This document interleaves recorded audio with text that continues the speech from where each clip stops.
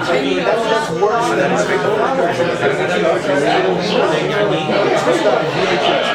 says, applause. Great, do me a favor, could you flip that one?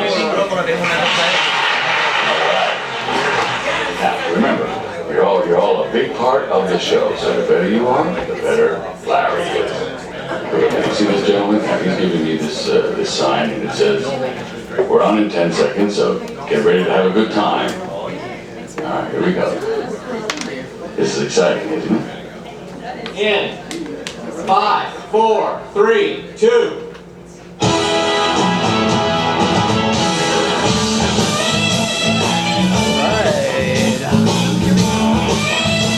Good evening, everyone. Welcome to Open Mic Monday again and again and again. We love it. It's birthday week, everybody. Sagittarians out there. Where are my Sagittarians at? The greatest unknown poet of the last half of the 20th century. It's Ted Bergen's birthday on Wednesday. Give yourselves a big round of applause for coming out. Too easy paradise Open Mic Monday. Give it up for Kuzu Daddy fading to black on the boards, everybody. How's everybody doing out there tonight? Let's go! All right, we have the finest in New York City and the world. We have the finest entertainment in the world here tonight. You're really going to be blown away. We've got great poetry, we've got great comedy, we've got great music. Really, I mean, talented people. I'm blown away at how many talented people we are blessed to put on the stage every month. And tonight, it's going to be an academic lecture, but I'm going to teach you about poetry, things maybe you haven't heard of, maybe didn't know about. Ted Bergen is sort of a paterfamilias of sorts in this neighborhood. He walked among us. He lived at 101 St. Mark's Place. Toward the end of his life, he passed away in 1983 because he was a legend and he wouldn't take the deal, and he lived it to the bone. And you know, one of the things that I can relate to, he was from Rhode Island. He went to state schools. He went to the University of Tulsa, and so he kind of learned a lot from John Ashbery, Frank O'Hara. People may know Frank O'Hara. He's kind of famous. New York School. He kind of invented the New York School in a way. But Ted Bergen kind of learned a lot from Frank O'Hara. He had kind of a working class kind of bent, and he would talk about donuts or Pepsi in his verse. And so he was ahead of his time. I mean, he was just so far ahead of his time. He was eviscerated by the American Empire. He did the Paris Review interview with Jack Kerouac. Some people may have read that. You may have read the... Yeah, exactly, yeah.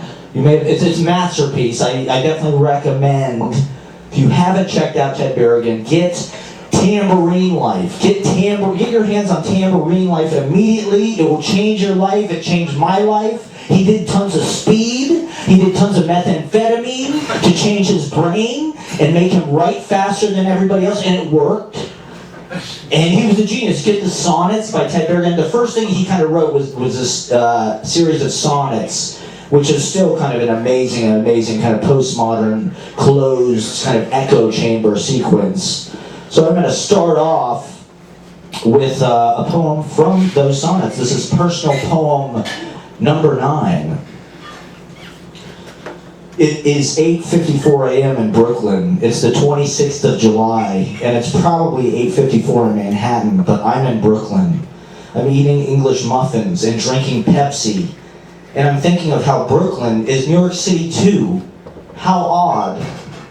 I usually think of it as something all its own, like Bellows Falls, like Little Chute, like Ujongwe.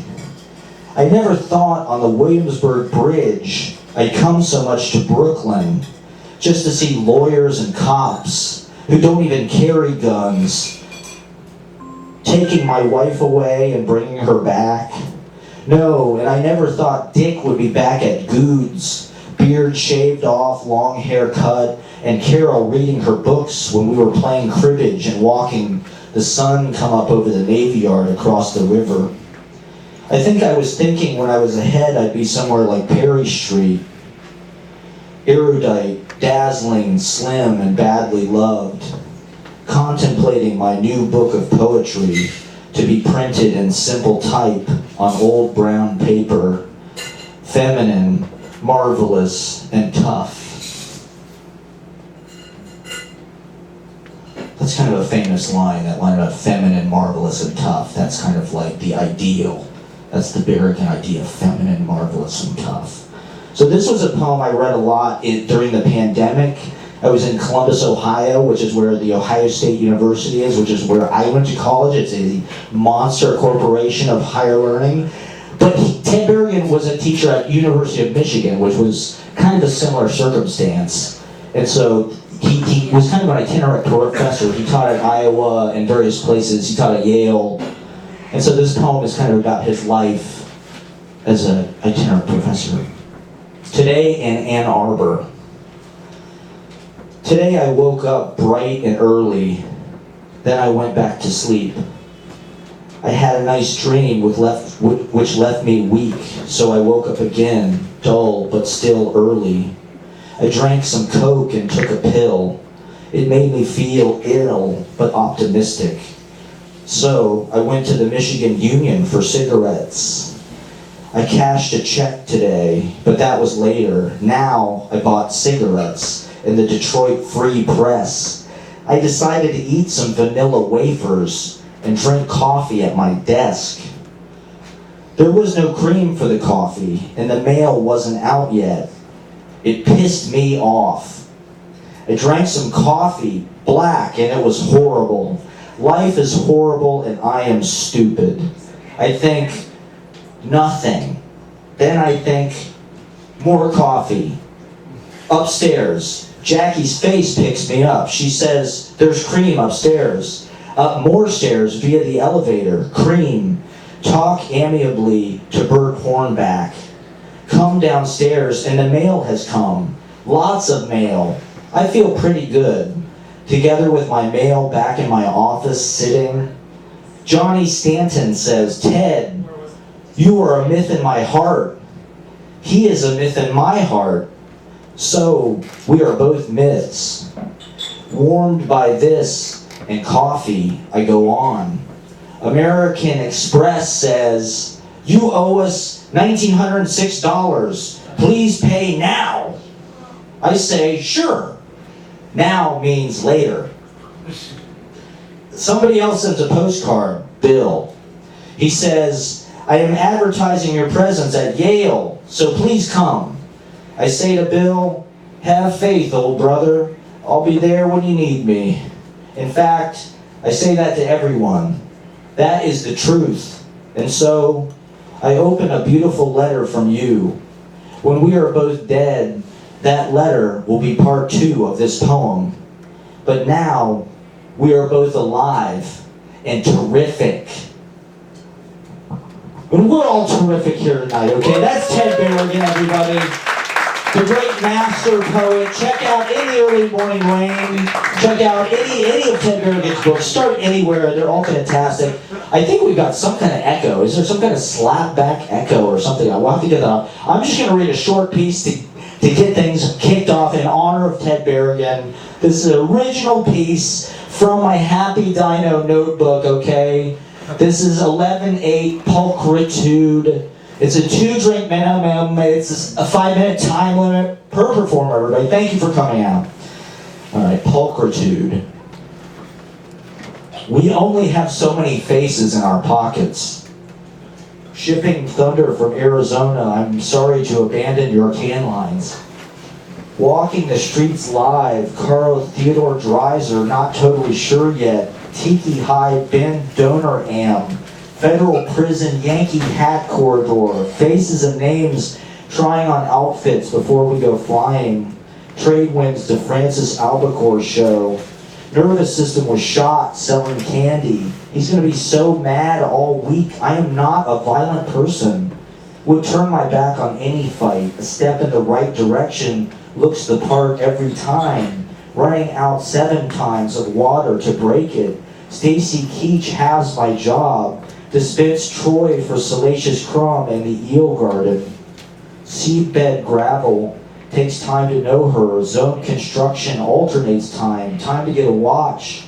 clean as a whistle, fit as a fiddle, and ripe for the plucking. There's only one of those in school. They all come here or sell real estate, coughing in front of me on the train, AirPods recharging in the case, recovering stripes in the sky of Cheshire dusk.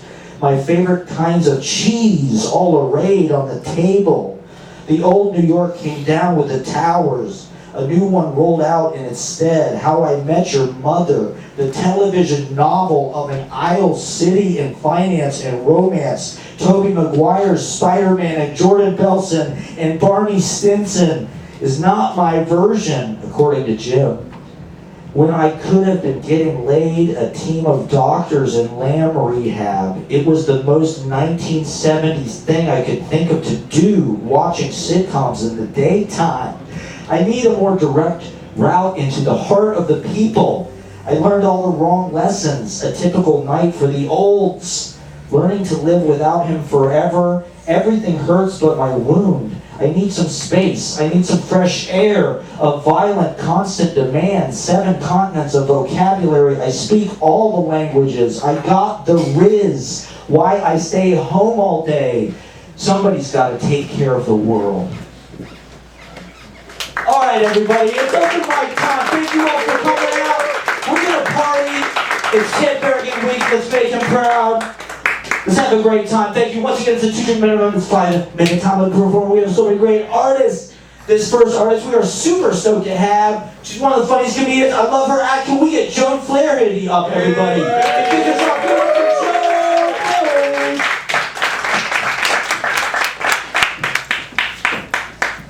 Whoa, this is so crazy to be first. You know, a lot. I don't know. I think it's almost. I like poetry. I respect it, and I feel like it's almost disrespectful to now come up and talk about my period.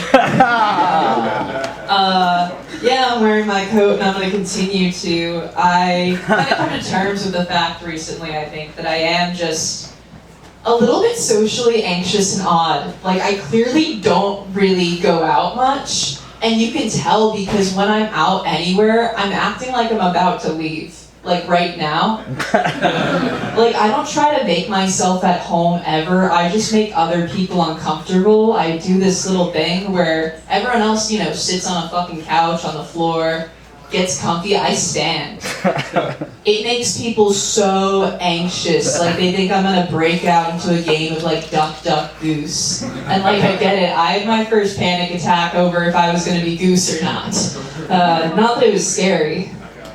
You know, confusing. Oh, it's people at the bar. They're allowed to chit-chat. They're allowed to chatter. They're allowed to do what they want. So something that happened in my life recently, back to periods, is I miscarried. Did someone say I mean, I'm genuinely like, to me, I'm so happy, you know, because I'm 23 years old. So I'm a barista. And you know what the old saying is, one man's trash is another man's treasure. Well, one woman's tragic miscarriage is another woman's free abortion. And I do want to recognize that not just women can have miscarriages or abortions. Just want to put that into the room. I wasn't like ever officially pregnant. I should just say that. Like I never took a pregnancy test. But my period came really early. And I was fucking raw before. And like I feel like the only way I will learn my lesson in this situation is if I just say I miscarried. You could say I'm just choosing to take a more interesting way to tell this story. And I don't think that's anything on me. And you know what? I'm so happy that even though Roe v. Wade can be overturned as many times as the government wants, they can never take away a person's right to have a miscarriage. Because that shit's on God. That's on Charles Darwin. And he was right, man. That fucking embryo inside of me wouldn't have made it.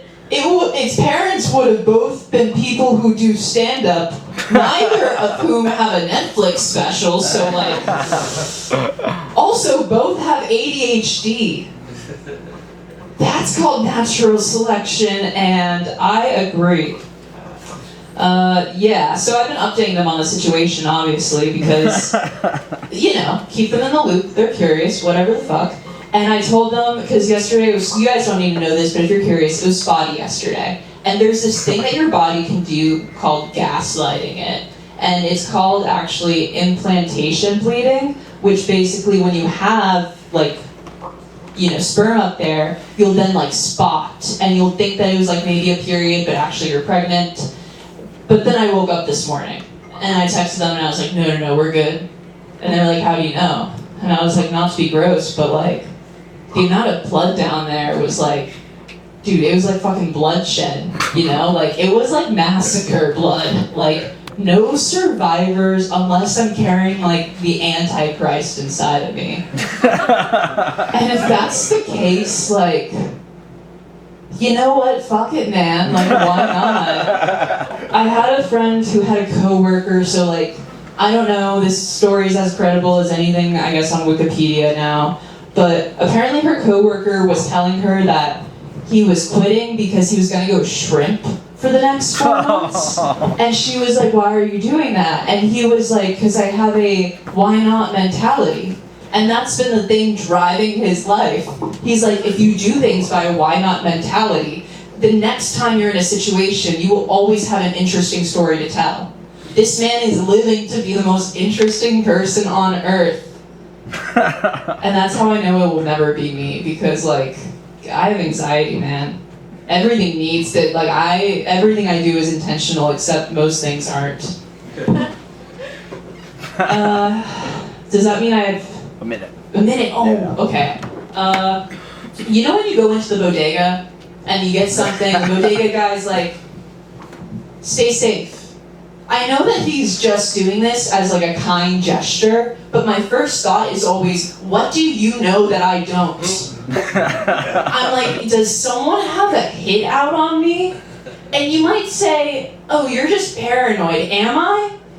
One time I went to go do laundry at 7 a.m. wearing gym shorts I've had since I was 12 and a sweatshirt and my glasses, and this man stopped his car in the middle of Brooklyn Broadway traffic just so he could roll down his window and say, good morning, mama. Like, people are freaks. Like, yeah, someone could have a hit on me. I probably am paranoid, though. Okay, I'll end this on this bit. Test in this room. So, famously, my grandparents met at the New York City Young Conservative Gala in 1952. And that is what Republicans did before Hinge had racial and political preferences. I'm ending it on that. I'm Joan Flaherty. My Instagram's at Oatly Barista Blend, like the oat milk. Thank you. Give it up for the hilarious Joan Flaherty! She may have Miss Kelly Rosemary's Baby, everybody. Hilarious. Hilarious. Give it up for Joan. Alright. That was, give it up one more time for Joan Flaherty, everybody. That was hilarious stuff. Bold and hilarious. Alright, can we get the amazing Riad Carroll up? Is it possible? Is that possible? Give it up for Riad Carroll, everybody. Hey, do it for your host. Oh man, dude. Yeah. Fuck anybody who's in a band and plays an instrument. Am I right? No. Hey. You're coming up though. You guys like got so much freedom, man. Okay. Like, I mean, us comics, like, we got limited freedom. Like, I was at a show the other day, and this band, before the band even started, one of the guitarists, he was like, yo, before we started, I said, let me just say, yo, bartender, you're a racist piece of shit. Me and my bandmates are going real straight. This is cool. Like, there was a black man and he was white. It was cool. Yeah, me and my bandmates are going real straight, and then we're gonna do this. Let's rock. Dude, like, you can't do that shit in comedy. I can't start my set by saying, yo, Pandji, you would never be funny. Quit comedy, do poetry, blah, blah, blah. Joan, you stupid. Dude, since when a guy can miscarry? John, since when a guy can... I heard that in the bathroom. That shit was hilarious. I was scared. Yeah, so, yeah, you can't do that shit in comedy, so anybody can, I don't know. I think Steve Martin is the blackest guy ever. Here's why. I'm talking about the 70s Steve Martin. There's this movie called The Jerk. You guys seen this movie or heard of this movie, The Jerk? Yes. Yeah, so what's the movie about, my man? I haven't seen it in a long time. Steve Martin being black for an hour and a half. It's amazing. Dude, he called himself nigger with a hard ER because he knows that if you say it with a GA, it sounds weird. It sounds fucking weird. What's up, nigga? How you doing? That was for me. I don't care about you guys anymore.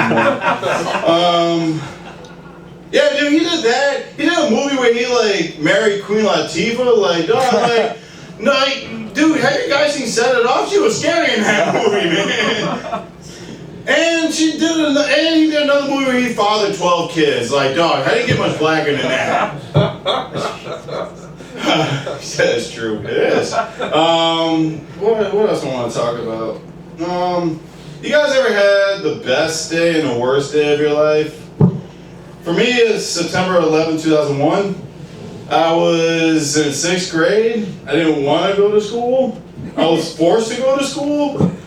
And the thing happened, and I got like 2 weeks off because of that thing. So, the best day of my life? No, that's not the day.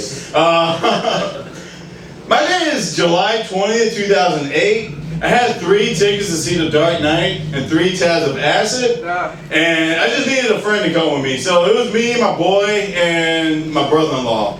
The guy that fucked my sister, I asked to go to the movies for some reason. I have no idea. But yeah, so we was all rolling. We was on our way to the train. We was on the train, and then like I got a call from my sister. She was like, "Yo, Riad, where's Robert at?" My brother-in-law. I looked at Robert. He was doing this. Doing this. Doing that. That was for me. Fuck you, people. Yeah. So yeah, he was already rolling. So my sister, he was like, "Yo, what are you doing?" Yo, bro. Got a glass for it? No, I don't. Don't throw one at me though. This is a true story. So Robert, he was like, "Yo, you guys gotta come to the hospital. His baby is coming right now." So Robert was like rolling. We was all rolling. We was about to go to the hospital. We was on our way to the hospital. We was like, "Yo, fuck this movie." Just like they're coming to get me. Yeah. So like we was at the hospital. I ran to the delivery room. Robert ran after me, and dog, like, I believe in fate because like. Alright, so Donovan, my nephew, he was like in my sister, like he was about to come out. Like I see like the head and Robert, he just barfed all over him with like his acidity. Dude, like I think like him barfing on his son may be like the best drug dealer I've ever had. There's something in there. I'm 33 or 4, whatever. I'm almost done. I tolerate a lot of shit throughout my life. I can't tolerate this no more. I don't like when white guys call me brother. I can't like it. When a white guy calls me brother, it's like watching Django on TBS. Every time it says the N-word, it does the brother, dog. Oh man, say the N-word for me. Let me walk on. Alright, later. Woo! Give it up for Riad Carroll, everybody. Are you doing any shows coming up or anything? I don't know. Instagram. Fuck yeah. Find them on Instagram. You can find any of the performers tonight. I'm tagging people in the Instagram stories. If you want to check out anybody tonight from the open mic, you can find them in the Easy Paradise Instagram stories. Thank you guys for coming out. We have some amazing acts coming up. Is it possible we could get Willow G to come up? Yeah. The great Willow G, one of our favorite shows at the open mic. Very talented and super stoked out them. I would be give it up for Willow G.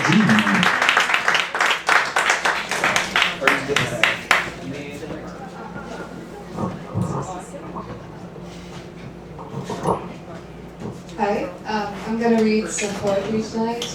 First, I'm going to start with a poem from a chapbook I recently published called Tangerine, and this one's called Archipelago. Oh God, I give my body, marry the salt water, love each cut and how the invisible burns. Barren, wind-scraped rock, so violated by time as if weather leaves will. We're vacationing here? My heart repeats some sun-swept fantasy imagined when you said vacation, escapism. But the deep in me never wanted clear water, miles of peak horizon. It wants to be slapped, stupid by cold waves, desires desolation, like this emptiness I don't know how to sing. Their archipelago, repeating circle shallow, sandbank only, the sea between and the deep around. Woo!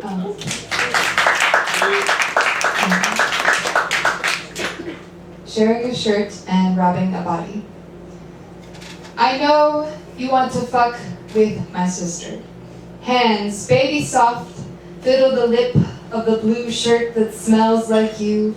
I've washed and washed, but your tennis sweat and aqua de gio is as stubborn as period blood in the dishwater purple you paint her. Or maybe sharing a shirt is like sharing a body. Dissonance that melts into a myceliated blob after marinating in July sun. You know just how to feel her. Give enough wine and birdsong. Prance into her sprawling meadow you cut into vineyard. Last night, when the ocean swelled to the streets, I saw you through a window, as only spectators to a movie can, cup her throat with those baby hands, as she sucked your soul through your mouth with her mouth, and though she tugs my heart like barbed wire caught in cow's hide, I don't know who to pity more. Remember, this is the kiss of a black hole's sister. We can ignore genetics only so long. Woo! I'll do one more, and this one's just untitled. 1. Tan the hide of the back of my neck raw, like the kiss of a sun. I lay face first on new tar outside Target, where you left me, and I am still. I wish to see what the imprint of my body looks like on my body. So I wear the war welts red and naked, smudged with midnight charcoal and soured like the smell of caked blood. 2. The red rising for her colors my cheeks like a sunburn, but from the wrong side of the skin. Am I so wrong? I ache for a bubble blown from my mouth, big enough to jump the gap of empty before her mouth, and somehow we feel through translucent trauma. 3. Blow a bubble to fill the gape of your mouth. Kiss it. Be sucked in. How can a hole feel so heavy if it is the absence of something? Thank you.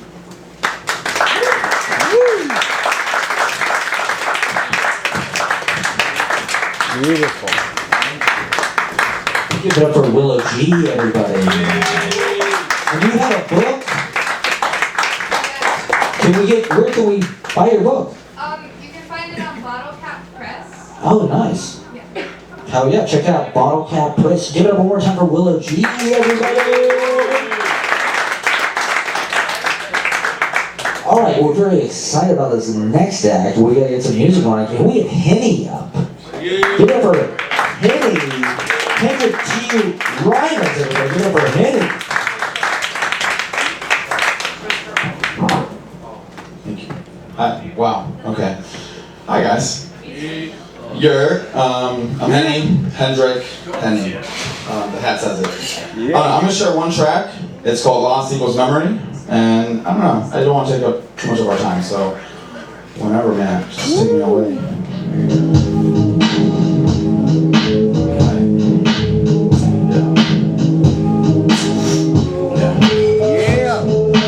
Life's a mirage, make to laugh a lot. Made some mistakes. mistakes and pacing a bunch. It's not interesting, vexing the best. Compared to the half-nots breaking the sweat, I don't carry my own weight of pain to regret. Half the shit that I don't say but stays in my head. I should turn a page more often, close a chapter for once. Work hard to recapture the feelings I lost. Loss equals memory, docile fidelity to nonsense. Incredibly responsive, you better be more conscious. Terribly so thoughtless, abundant in your smugness. Pondering your losses, slithering, milly bickering. Children in the schoolyard, bully, can't you see how truly cool you are? A star in the making, baby ain't too far. Raise the bar, cause he can't sing, but still sings a lot. Be discouraged now, be misfitted now. Tying up a shoelace, I keep fucking up. The simplest of tasks, and expose my dumb ass till I'm laughing, I'm dancing, my ass way out the door. Yo, do it over again, it won't change. There ain't much to learn here, ain't much to gain, but change in the hemisphere. Move into Spain, by your household in heaven. Here, far from the pain that you've been raised the same, that we've been raised the same. Lie to the different looking, ride with your game. Don't strive to be different, too much pride in your brain. To contrive any wisdom, get pissed off instead.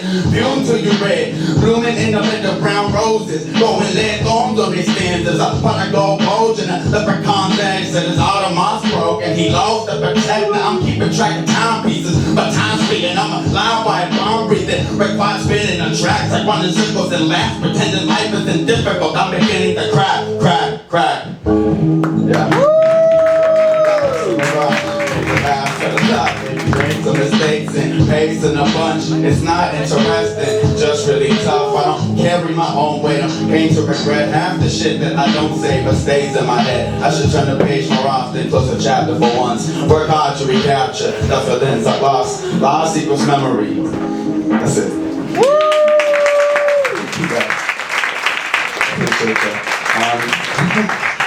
So yeah, my name's Henny.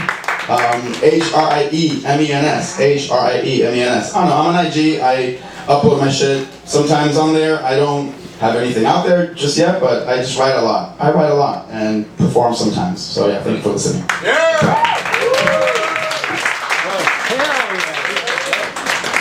Give it up for Henny, everybody. That is dope as hell. The dope hat, name on his hat. That's how you do it, everybody. Give it one more time for Henny, professional, show business professional. The track, the lyrics, it was all dope as hell. We're very lucky to have amazing musicians that come out to Easy Paradise Open Mic Monday. We're very excited about this next act. Can we possibly get Pandji up? Get up for Pandji, everybody. Pandji in the house. Thank you so much, Phil. Alright, give it up for your host one more time, everybody. My name is Pandji. I'm from Indonesia. I moved here to New York with my wife and my 2 kids. They go to public school, so the issue for me and my wife is school shooting. My wife is worried about if school shooting happened in one of her kids' schools. I'm worried about if the school shooter turns out to be one of our kids. I'm just saying it could happen. Everybody's worried about their children being victims. The school shooter is also someone else's kids, right? I'm just saying you think you know your kids, but you don't. Because I saw there was a school shooting last year, I think. And then the uncle of the school shooter was being interviewed by the media, right? And then the media was like, did he do anything weird the day before? Was there any signs? And the uncle was like, no, he was just on his laptop all day long. I'm like, that's exactly what my son does all the time. Should I be worried? And so yeah, we moved to New York. I live in Flushing, Queens, which from what I heard is the most Asian thing I can do. Me and my wife, we argue all the time. We argue more here in New York than we were when we were in Indonesia. Because I guess it's tough being married because you have responsibilities and it's tough for sitting in the world. I used to just look for excuses to go out of the house because we argue a lot. I used to look at a homeless person and I'm like, must be a crackhead. Now I look at a homeless person, I'm like, must be a husband. Doesn't want to stay indoors, wants to stay in the great outdoors. I have good news for you guys. I quit porn. I'm not in porn. I quit consuming porn because I think I had too much. I saw the world change from analog to digital through porn. And when you've been consuming porn since the print era, you've had too much. I am part of the generation that saved porn to floppy disks. Do you know, anybody know what floppy disks is? It's this size. You can only put 20 photos of naked women in this. I have shoe boxes full of floppy disks. I use all my shoe boxes. And then when I use all mine, I still have floppy disks. I use my brother's shoebox, and then my dad's shoebox, and then my mother's, and then my sister's, filled with floppy disks. My friend went to my room and was like, "You're into shoes?" I'm like, "I'm into feet."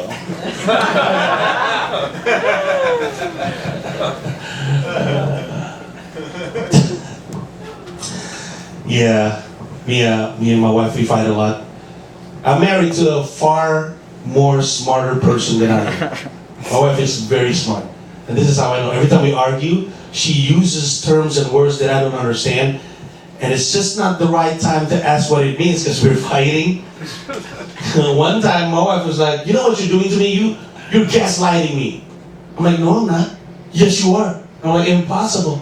She's like, "What do you mean impossible?" I was like, "How can I be gaslighting you? I don't even know what that means. I can't gaslight. I don't know what it means." And she was like, "Gaslighting, Pandji.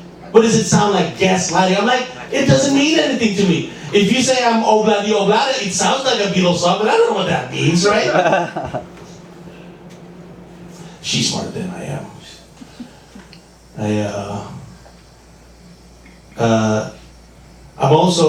One of the reasons why I quit porn is because of representation. There's not a lot of Asian people in porn, if you noticed. But I think it's not because of the size. I think it's something else. Yeah, do you guys, make some noise if you know what property sex is. Make some noise. Okay, right? Okay, so to those who don't know, property sex is basically a porn video about a guy looking for an apartment, and the property agent is super hot, and eventually through whatever magic they have sex. Now, it's always a white guy or a black guy looking for an apartment. Never Asian. We look for properties too, you know. But we're never in those porn videos, and I think I know what it means. I think I know why.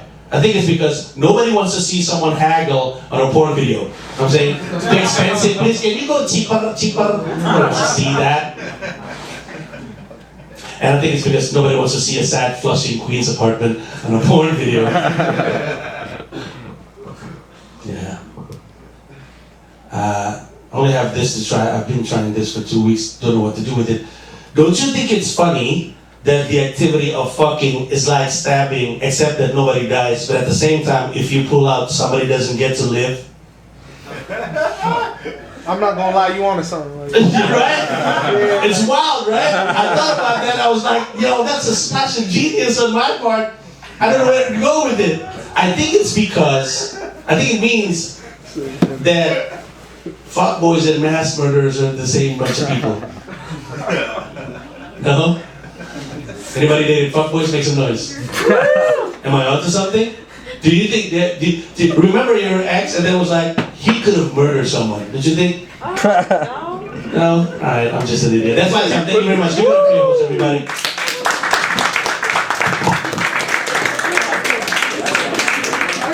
Give it up for Pandji, everybody. Hilarious comedy stylings of Pandji. That was amazing. Give it up one more time. Thank you for coming out. Beautiful work. All right, we're gonna keep going. We have a lot of great acts tonight. Do we have Celeste Bazaar? All right, give it up for Celeste Bazaar, everybody. Celeste Bazaar now. Jesus Christ, this whole you don't know when you're going up there. I'm just Celeste. Celeste Bazaar is my Instagram. But it's Bazaar, Bazaar. Because I have a lot of stuff happening. But I'm going to do some poetry for you. And this is from my chapbook that just came out a couple weeks ago. It's called Come Back For Me. And I have been traveling for a long time. I was living out of the States for about 12, 13 years. So it's a little bit about placelessness and looking for family and where you belong and all that stuff. So this is a titular poem from that, and it's come back for me. I won't move another border. My tongue won't lick another language. I won't touch another life, feeling around for you. And my eyes won't be enticed by another map, another man. Not even that. My skin, I'll turn off my skin. I'll stay as brown and miserable as I need to be. I'll stay as non-monolith in me as I'm made to be. I'll stay as quiet and raging as I was taught to be. I'll stay as wailing and crying as I demand to be. I'll stay as disciplined against this constant spray of mud grit behind everyone else's tires as I'm expected to be. These cold nights on roadsides, I'll pack them tight into the spaces in my ribs. I'll make them a library of my sacrifices and tell you about them, each and every single one of them, when you ask me where I've been. And I'll do whatever it is that you want me to do. I'll suffer and I'll say that my cheeks are blushed. They're not bruised. I'll be still, I'll be here, I'll be patient and wait. With time's ticking seconds, hand marching a conductor's pace on my back, making every day a little symphony of nothing as I eat every meal alone. And I won't eat. How's that? I won't drink so you can accuse me of climbing through liquid portals to fail at channeling you. And I won't fuck anyone. I'll just sit close to the men that I find handsome and stay fond of the scent of their colognes and their vices as I try to remind myself that maybe one day, someday, somehow, I'll have one again too. And I'll do whatever it is that you want me to do, whatever it is that you're muttering to me in the middle of my dreams at night, so that I don't remember when I'm awake, but know that somewhere in the trapdoors of my thoughts and the tunnels of my arteries and the matrices of my bones and the rotting theaters of my ovaries, I know you somehow are still talking to me. I'll take your mandates to the core of me. I'll take your orders to the root of me, that chakra so bashed in like a window. I'll pretend that I'm intact. How's that? I'll do what all the crystal wielders and the motivators and the shrinks on Instagram prescribe for me at $600 a pop. I'll do whatever it is that you want me to do. Just please come back for me. Because I hate this world. I hate this place, I hate this name, I'm tired of this face, this grimace that when calm is so pretty. I'm tired of the tightrope hours, I'm tired of my seasons, all of my seasons getting pickpocketed by your absence. I hate that I have to sing these pains for applause when I'm not up here dancing for awe. There were years hurled at my feet with the challenge of something to do something amazing with them, but you left me with a hobble. How can I run or fight for me any harder than I've been? Just please come back for me. I want my husband, I want my child, I want my dogs, I want my home, I want my desk, I want my seat, I want my hammock. I want for my soul for once to burn slow, a peaceful candle in the window, the ones that are written about by people who come from homes. I want my days to sway. Come back for me. I won't ask where you went or why you left me behind. I promise I will smile when I see you and I won't be angry. Just please come back for me. Wow,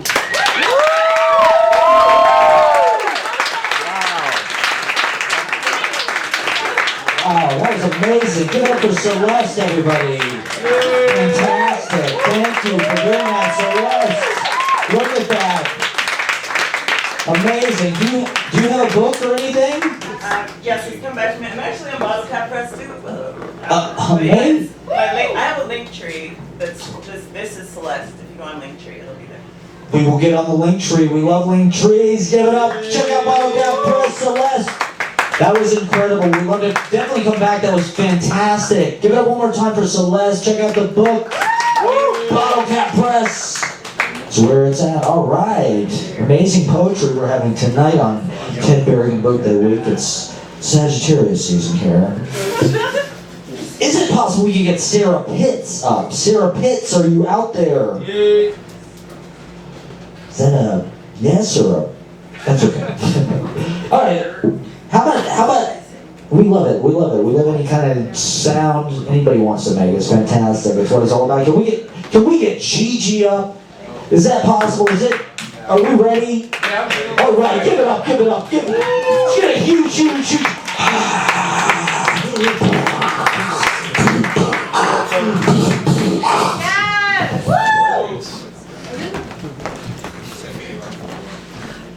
I can't see shit. Celeste, that was awesome. Good shit. Henny's still here. Yeah, those artists. Nice. Oh, really? Okay. 2 poems. First one titled Moon Heist. I don't know anything about that. I'll correct it next time. Don't worry, I teach. It's a joke where the teacher doesn't talk, you know. Titled Moon Heist. Some flip-flop flapjack, some loose-toothed deer tick, some ragtag bird brain. Wind stole the moon, ran off with it like a kite-wielding little kid. He slung that glimmering 304 braided stainless steel pigtail over his shoulder and yanked Mother Moon's big white head. The veins distended on his grizzly bear paws as he drug her due east, Pasadena towards San Bernardino, across the 210, the 304 stainless mirror coat finish blinded the bumper-to-bumper, westbound, workbound, carbound cucks who all, for once, felt justified in the rubbernecking. He was in the slow lane, obviously, ambitious, not insane. This bozo took it as anyone else would, one step at a time. His toe shoes surely sweat-saturated and stinking from the mid-August morning LA yellow death marble in the sky. Bold time of year for a moon heist, said the anchor who wore shorts that were never in frame. Anchor ad-libbed off of well-constructed teleprompter prose. I guess it is as good of a day as any. Heistman muttered inaudibly or insensibly. Heistman did not stop for photos or autographs. Heistman walked. Heistman stopped at exit 44A, 5th Street. News crews caught it all on tape. I'm bringing the tides in, gonna wash us up good and clean. I've studied physics, you know, and this here is the consequence of our collective moment of inertia. No one's action does anything here except mine. My action outweighs you all, outrageouses you too, for as far as Poseidon is concerned, you are just experimental error. I am God now. There is no Noah. There is no ark. This is water. This is water. This is water. Thanks. Woo!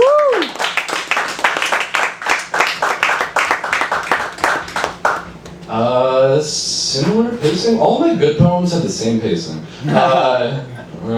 Titled Show Me Your Body. I've been figure modeling for people, and that's weird. Fun though. Titled Show Me Your Body. Show me fierce. Show me Kate. No, not that Kate. Show me Gigi. Show me ugly. Show me pancake is flipped and the first side is burned. Show me mom won't stop talking about diet culture but don't want to get into it right now. Show me something racist from your past. Show me grandmother. Show me the owner of the apartment won't stop saying slurs and you are frozen, striking a pose, getting paid for it. Show me the power structure is working in your favor. Show me white discomfort. Show me hole and pole. Actually, just hole. No, wait, actually, just pole. Show me fierce again. Show me starving artist. Show me very, very full artist. Show me the birds are in the train. Show me the through the fire and the flames on expert mode. Show me the men's locker room after practice. Show me 3/4 of the labrum are torn. Show me the girl. No, I mean a cis girl. Show me mom's friends used to joke about having sex with 14-year-old body. Show me young boy, mommy kink. Show me has cash, but says, sorry, no cash. Show me not enough firemen on the fire hose, and now it's whipping around dangerously. Show me distracted daddy, distracted mommy, or whatever they's with dicks like to be called, parent, sure, parent, whatever. The wording doesn't matter. You're on your phone, and the kid isn't getting any attention. So up in a couple. Show me observation at dawn. I don't know what you mean. Oh, that's dusk. Dawn is morning. In the air. Show me another record-setting heat wave. Show me failed teacher turns artist. Show me failed artist turns tech shill. Show me Kevin screams and throws his phone at the desert mud flats. Show me Tristan isn't making it to Joshua Tree. Show me the silence that night. Show me his parents at the funeral. Show me velvet. Show me blue velvet. Show me body. There for 30 hours. Show me your body. Too much. Thanks. Woo! Hell yeah. Give it up for Gigi, everybody. Fantastic. Poetry, poetry, poetry. Follow Gigi on social media. Get deeper into the poetry. We're very excited about this next act. I think this is an Easy Paradise debut, so get ready for the finest in show business has offered. Is it possible we can get Koko up? Right now? Is that okay? Give it up for Koko!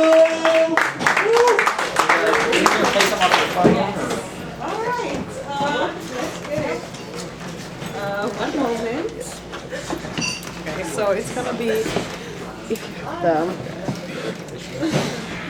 is it okay if can I talk first? Yeah, please. Yeah, whenever you want me to play it, I'll play. Thank you. Maybe just check the volume of the. Oh yeah. So, how are you guys feeling tonight? Can we get a little round of applause for the previous performance? Yeah. It is my debut here. I'm gonna do. I have to start quick because I have 2 songs. One is with my homie. We're gonna go. He's gonna come after me, and then. But then this song I'm gonna perform now is called 1, 2, 3, 4 times, and I released it earlier this year. So, my name is Koko. I'm a singer-songwriter from Finland, and let's go. Woo.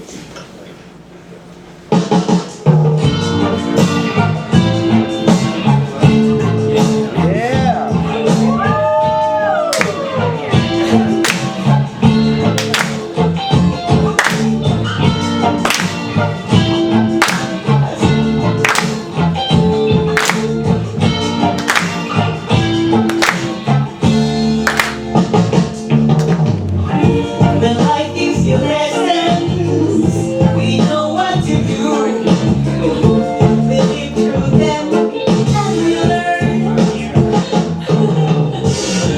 No one here ever got through without trouble.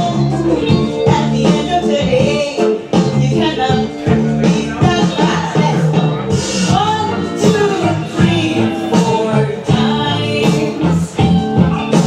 Here shines through the light. Time to get back on. Show what you're made of. Sunsets with you, they give me chills. Because of the rocker, don't take those pills. Life is amazing. Just let it all in. If you keep proving, you'll find your way. Let's go. 1, 2, 3, 4 times. Here shines through the light. Time to get back on. Show what you're made of. Mon cœur, je t'aime sans toi je serai perdu. Qui sait comment la vie, tu es mon amour chéri. Mais quand on de loin nous resterons toujours ensemble. And together we will save the world. Thank you so much.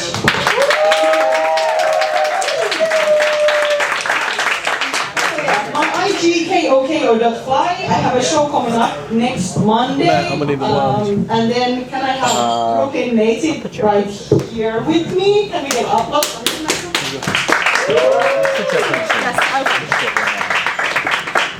No, I'm on the song. Yes. Oh, okay, okay. Sorry. Okay, so it's right here. You can try this. Alright, this is my.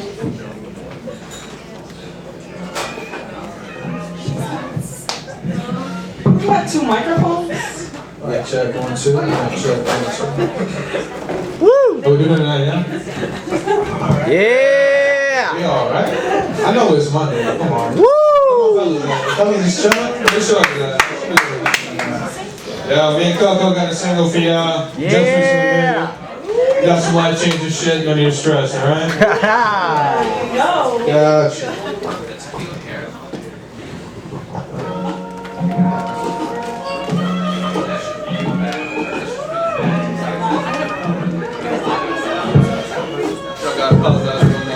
You say that you want me and I say you don't know me, then you say and I know you, but you don't know about what my mind can do. You say that you want me and I say you don't know me, then you say and I love you, but you don't know about what my mind can do. I say I don't love you till I say look what love is when you say I ain't vulnerable, I don't got no time to get close to you. Where we get friends, they be different, frontin', making ends meet, I've been feeling loveless, never rolling down, my click is never rugged, try to slow it down just a little, something, focus on the letters, while you focus on the letters, make your life you're getting better, well these moves are sending flesh and change, focus to your sanity, you yourself, you spending no lanes, no pretenders, we respond, there's no surrender, stop, rolling native, I got flows that drop your logo, visionary, innovative, I've been on the mojo, on my down players, can you hop up on my pogo, in life, change your shit, how I go.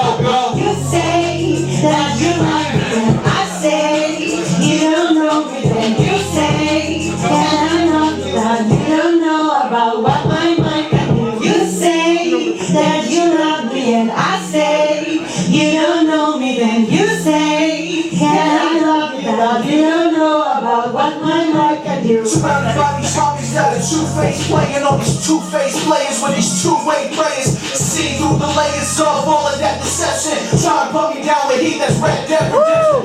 Wanna die for my pride, you ain't never getting left. Play my shade by the hate, or you gonna try to bless me. Little hate rain towards the native, but it's not a weapon. In my native with the grades, and I've gotta try to best it. Coming from the trenches where progression is progression. Love the Smith and Wessons, then the judge will pass the sentence. Church will pass repentance and accept you to the heavens. Only way out of hell is leaving through the entrance. Ripping through these rhymes, same way I rip through ligaments. Love, brain, trauma, man, you turn me to a hypnotist. My United Queens play don't take me for no physicist. Never read in obsessions, I guess it's what the business says. You say, I'll say, you don't know me, you say, and I love you, but you don't know about what my mind can do. Boom, boom, boom. Yo, thank you, y'all.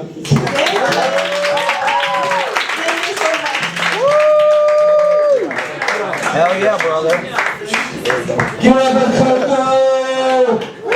And then PJ Angel Lugo, everybody.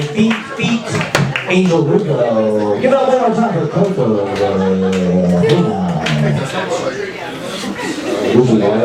Alright.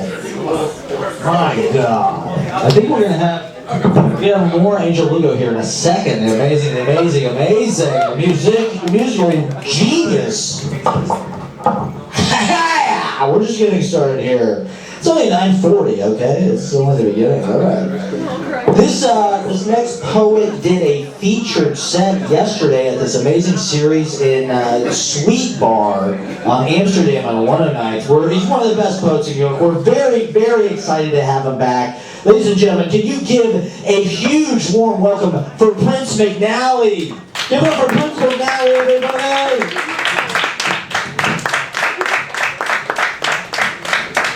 What's up, everybody? Props to that last act. Awesome. Thank you. Especially the MC. Woo! As I rip this clip of metaformations from my thought patterns, brain cells are ringing all around Saturn, while back in the hood, rough riders are barking like Rottweilers. Prolific rhymers are catching Alzheimer's, and my peeps are mad illin' from this unrehearsed burst that I be spilling with the greatest of ease, like killer bees be slinging honey. Do you feel me, money? So microphone check me, and please don't test me, cause my thoughts are deep, floating like Monica Lewinsky. I'm not Bill Clinton, so don't go acting fruity, trying to impeach me over this silly chit chatter, because it really doesn't matter, you see. Misogyny or not with, it's merely a waste of my gift, so I aim my pen toward the positive tip of the iceberg named Slim. Shady will be the hood, but it's all good, for I am the phoenix rising, uplifting the downtrodden like the homeless, begging for social change. a computer whiz, hacking into brains. I am a political prostitute giving the government head trips to the outer limits of my subconscious so they can truly see from thine own eyes what it feels like to be demoralized, desocialized, utterly despised. See how ghetto babies never cry woof, for they merely cry when they are hungry and when shit needs to be changed. Woo! Yeah!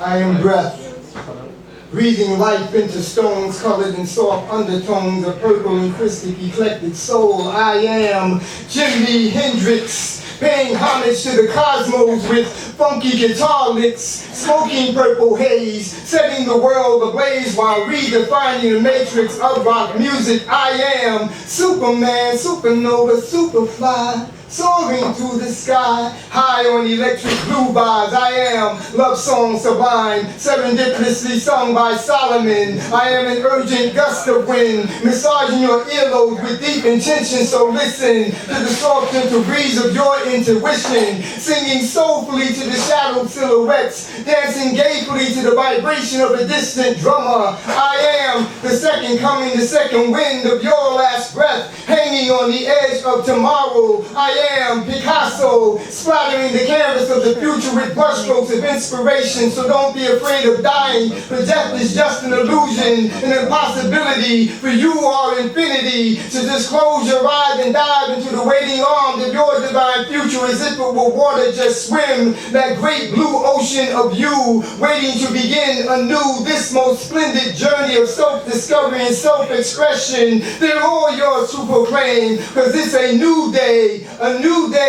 for new beginnings, a new day to finish what you have started. Thank you. Oh yeah, man, that was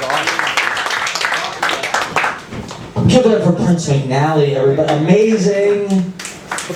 You have a book, he's got a book he's working on. He's featuring around town. Check him out. Give it up one more time for Prince McNally, everybody. Fantastic. That was wonderful. All right. Is Jonah Fox in the house? Jonah Fox, are you out there? Give it up for Jonah Fox, everybody.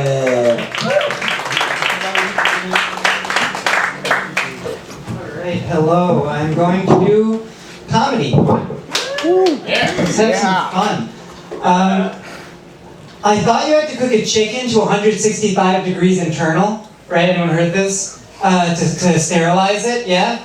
My friend told me actually, that's only if you want to sterilize it like instantly, right? 165 degrees right away.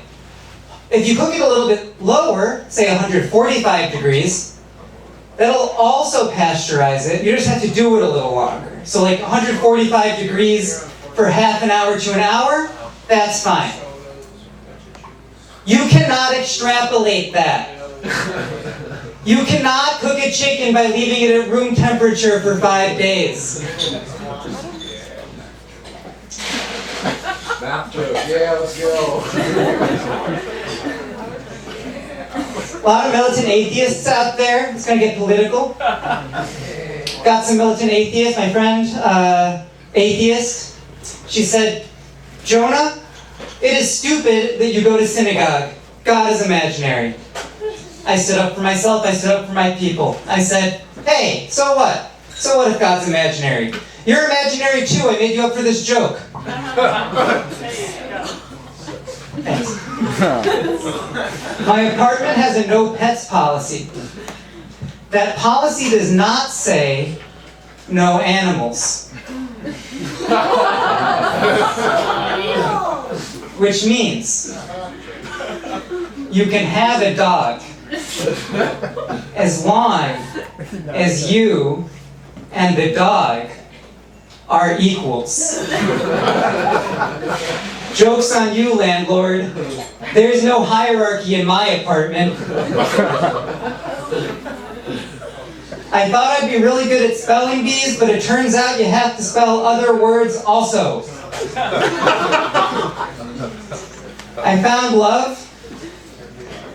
It was between two other people. Going through it. Hurt people, you know?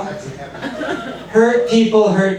A real statement on the cyclical nature of violence. A real commentary, you know, hurt people. Those who abuse were once abused. Or a chant. Hurt people, everyone. Hurt people. All right, my kind of crowd loves hurting people. Speaking of people, there are two kinds of them. There's two kinds of people in this world. Good man, good to see you. Neither of them are astronauts.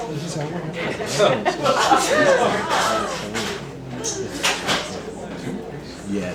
They say a stopped clock is right twice a day. Oh, really? I don't think that's fair to the clock, you know? I think that's only true if the only question you ask the stopped clock is what time is it right now? Right? That's like judging a fish by its ability to climb a tree. I don't have anything to do with that. That's not fair. You gotta ask the clock questions in its wheelhouse. Like, let's say there's a clock right there, okay? It stopped at 12, okay? You could be like, hey clock, what's 6 times 2? All right, that's one right answer. Let's do another one. Hey clock, what's 3 times 4? That clock just got 2 right answers. One more right answer, and that'll be the rightest stopped clock per day of all time. Hey clock, how many tribes were there in ancient Israel?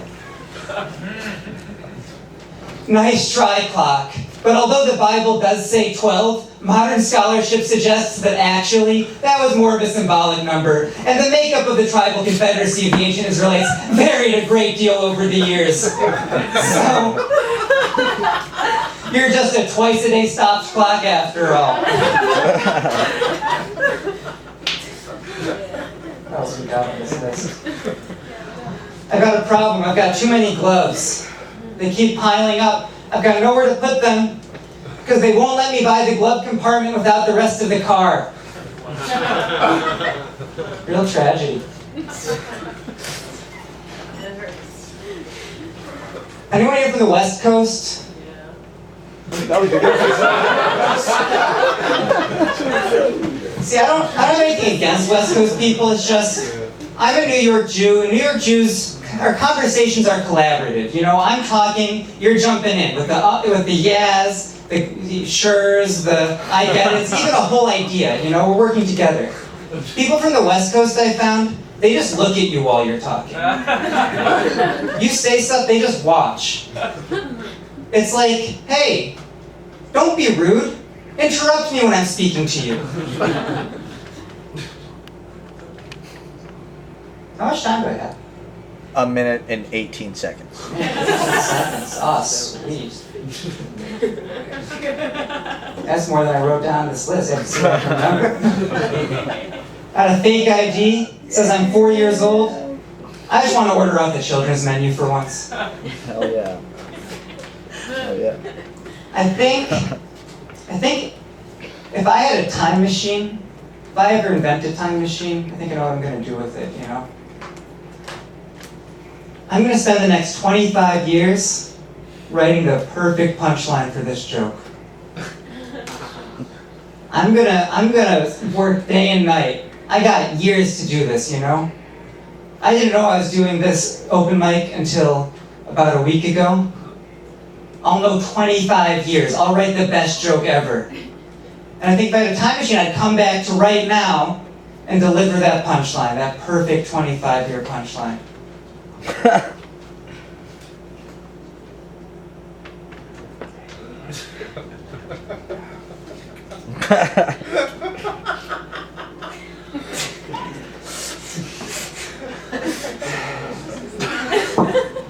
Well,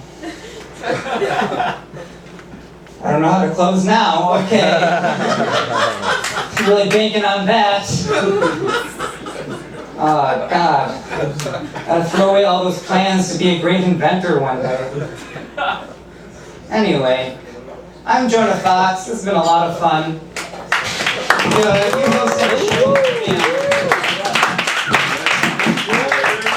Give it up for Jonah Fox, everybody.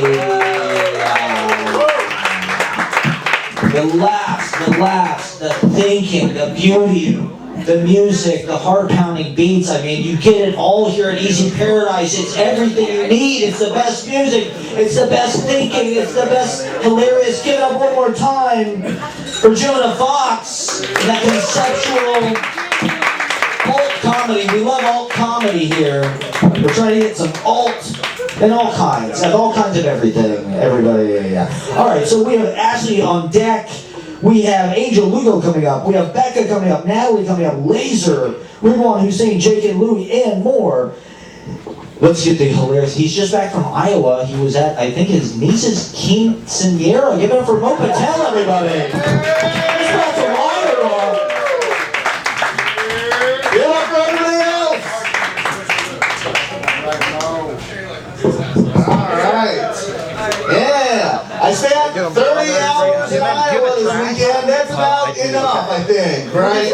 We'll play it off your phone when. Anybody been to Iowa? Good for you. It's, I was gonna say whiter than this, but we're in the East Village, so. Dude, Iowa's a place where when I grow out my beard, people get meaner to me, you know what I mean? Yeah, I cross state lines to go to a quinceanera. That sounds illegal. It was my niece's quinceanera. But what's weird about that situation is everybody there was either a parent or a teenager, and then me, you know? I was the only one who was there, like, just a cool dude in his late 20s, you know? Everyone's like, why are you here? And I'm just like, I love the symbolism.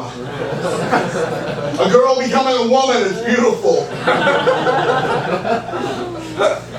I can't wait for my chance to dance with her. I did, it's my niece. She's fucking beautiful, and I love that little girl who's now a woman. Give it up for my niece. Woo! Yeah, man. Her name is Sophia. And, yeah, she plays soccer, and she's real good at it, all right? Women can be good at soccer, too. What's up? Fuck. No, man, he's just dope, dude. When I was a kid, my parents would hit me, and then, yeah, that's just it. No. My niece would come and shield me, and then my parents would beat the shit out of my niece. But not me, so fuck yeah. Nah, they wouldn't hit her. She was pretty good human shield. I'm like a feminist or whatever, right? I'm just like bad at it, you know?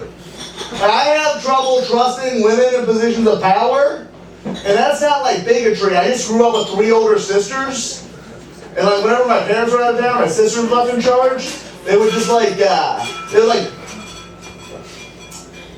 how do I say this? If I see a fucking female leader, I'm just worried like, oh no, she's gonna put me in a dress and make me dance, you know?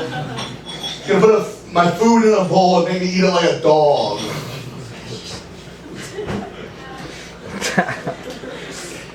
But I still voted for dude, I voted for Hillary Clinton, and while I was casting my ballot, my fucking apartment caught on fire. Serves me right. I don't know, man. I'm not like a real man. Yeah, dude. I cried during the movie Old Yeller, right? Right? Do we know Old Yeller? Yeah. Yeah, but I didn't cry at the sad ending. I'm scared of dogs. I cried 5 minutes into Old Yeller. Actually, the ending was my favorite part of that movie. It's like, oh, is this going to be about that boy and his dog now? I'm sorry. Is this just going to be about that boy and his gun now? I hope he uses it to shoot more dogs. Fuck yeah. Dude, one at a time. That's what I'm going for. Yeah, man. I don't know how to throw a punch either, man. Like, my friend tried to show me how to throw a punch, and after 2 hours we gave up and decided I'm going to be a fighter. So that's my strategy. I'm going to bite you. Like, you might win the fight, but you're not going to fight me again, because that's unhygienic. Apparently there's like a delicacy in Japan, which is like, it's fish, jism. Jism. Of a fish, you know, like they're in the water. How do you spell that? Jism? That is a good question, my Monarmy. I think it's J-I-S-M, if I'm not wrong. Z, I believe. Z? You want a couple. Whatever, dude. But like, dude, that's a delicacy, which means there's a man out there whose job it is to jerk off fish. Or a woman, I don't know. But that sounds like that would be a man's job, I don't know. So that comes from a pile of jokes that has never worked. Do you want to hear my other cum joke that never works? Dude, people love eating eggs, but if I want a fucking cup of rooster jizz, I'm the weird guy. Oh my god. Alright, 2 jizz jokes. Thank you, strange man in a hat. Strange woman in a hat? Strange being in a hat. Alright, I got like, what, 30 seconds, right? Yeah. Alright. Oh, fuck. I forgot, like, I had a solution for Israel and Palestine. 20 seconds. Next time. It just involves hats and men with beards. Alright, thank you, everybody. Give it up for Mo Patel.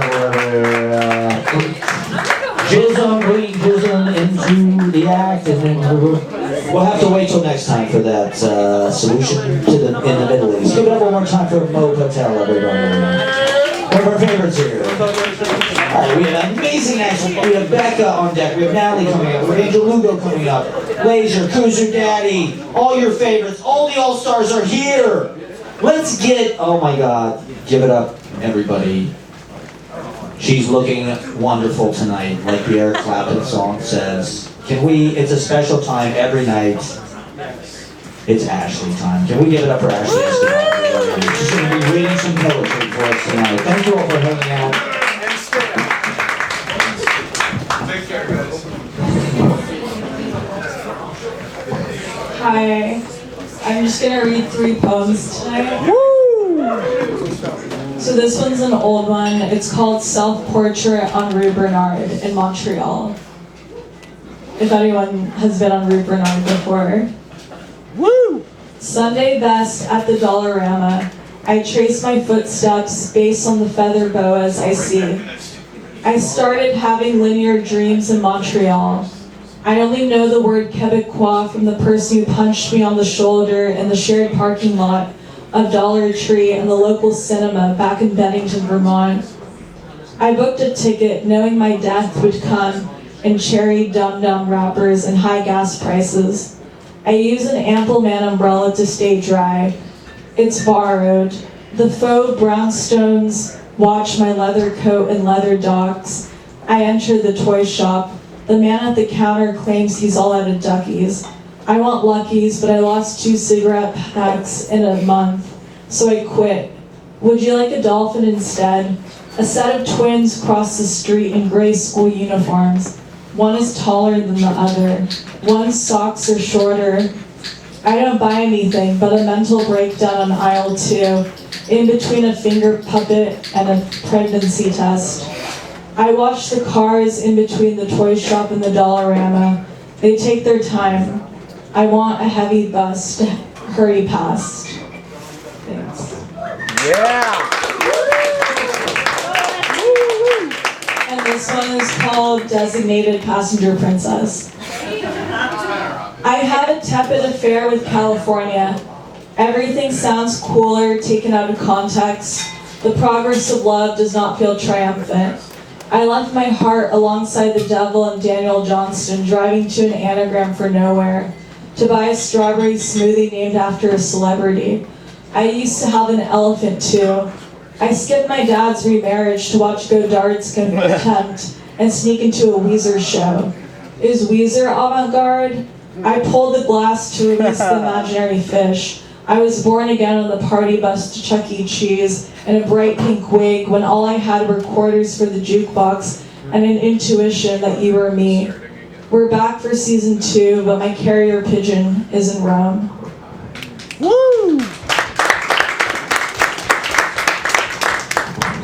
and this is dedicated to the little angel dinosaur in Matt's notebook. This is called Matt's notebook.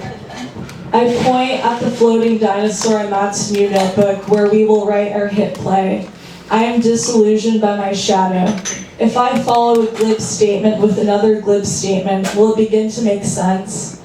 I remember I was 17 for a year. I shivered and it felt like high school. I used the phone book as a stepladder. Back then I feared ladders and walking under them.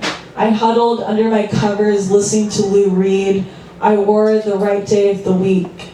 I walked my cat named Dog. I wove museums out of fog. I hadn't begun to dream in Polaroid yet. Matt took back my birthday present. I thought there were no takebacks, only callbacks. For Lent, I'm giving up reading. I'd still like to improvise, but I can't reach my viola. I'm busy sobering my body in the cold next to his. We're softies. Everything in New York is flat, except for this hill I'm on, and the hill is my house. Strangers would come in and out of my room, told me I should keep the music on, so I did. Thanks. In honor of Ted, I'll go have a Pepsi and disappear.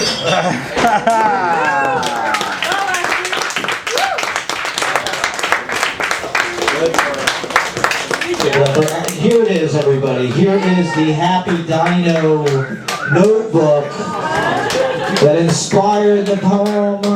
Yes, thank you. Thank you, Claire. There it is, everybody. Wait, I have to make another my version of the poem. What is it? Like, wake up, smoke pot, feed the cat. I'll say hello to my praise collector husband and think you're Frank. Yeah. Give it up for Quinoa Cowboys, everybody. Master poets, drinking Pepsi, eating donuts, doing speed, doing method. That's right. Eating Drizzlicious. You didn't hear that? That was a subtext. Eating Drizzlicious. That word is that funny. I'm about to use it. Codeine, Xanax, opioids, all of it, everybody. It gets sorted into ugly. The E True Hollywood story of the open mic is going to be so fucked up. All of the darkness, all of the addiction, and the sex, and the excess. It's going to be hot stuff. The book, the tell-all book with Neil Strauss. Give it up for Ashley. In the Happy Dino notebook. Sex, drugs. All right. East Village. We're keeping it alive. It's CBGB in here every Monday night, everybody. That's right. Somebody's got to do it. Somebody's got to make it real. All right, we have, oh my God, I can't believe we are just cooking. We are cooking. You feel it cooking, everybody? Oh my God, it is cooking. It is cooking. Can I get Becca up?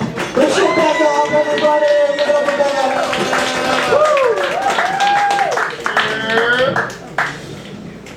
Okay, I have a question. Do you want to go soft and then hard shit, or hard shit and then soft shit? Hard and soft. It's natural. Yeah.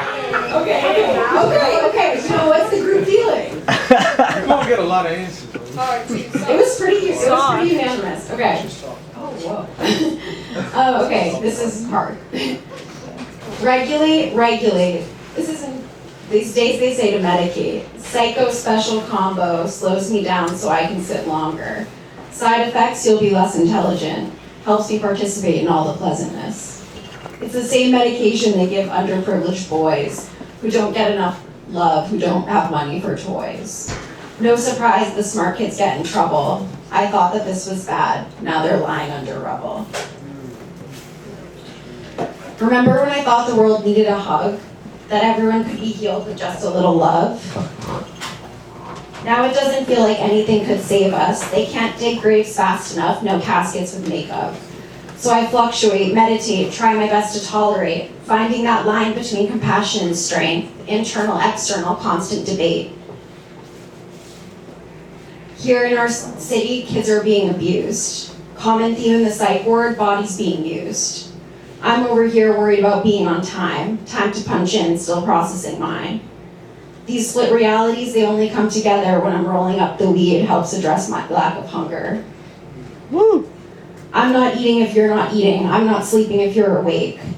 I won't care for myself until these helpers get less fake. This is the shit I used to say, it's the shit I used to do. Sacrifice to empathize with them, for you. I'm not one to sympathize. Sympathizers don't look you in the eyes.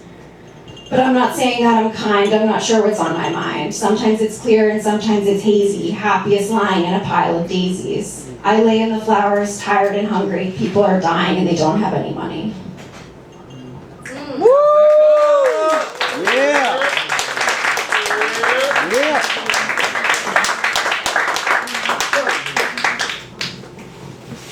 Okay, now this is a little lighter. This is called Joanna of Castile. That one didn't have a name. We talked every night about the girls he liked. I felt like Cleopatra until I lost his light. But I still eat fruit in bed like a fancy queen. I used to eat from him until it got too mean.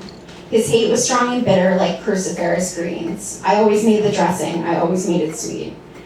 We used to eat Michelin dinners at the local spots, wearing crowns and jewelry because he's the fucking boss. It's always gold and shiny, couldn't be less fake, wrapped around my neck like the rarest steak. But I cut it down the middle until it started to bleed. It hurt him a little, not what he wanted to see. It was always real and he was always filled up. I'm still Joanna of Castile and he's my handsome Philip. I'm kept inside his locket, still in his strong grip. He thinks that I'm crazy, crazy for leaving him. So they still call me crazy, but I just have my own rhythm. Yeah. This is short and silly. It's called In Tune. Matchbook on the table, liquor in his cup. Mannequin parade, who will be next? Countess rules the home, tiara on her head. Ghost in conversation, wondering who's dead. Sisters in the back room, brothers on the stool. Tune the violin, who will play the fool? Whispering forgive me, quiet as a mouse. Hidden fantasies, clatter down south. Everyone and no one's, sheeps and lookalikes. Wander up the staircase to take cover from real life. Leaders and their locusts, honesty's lore, taken and given at the old record store.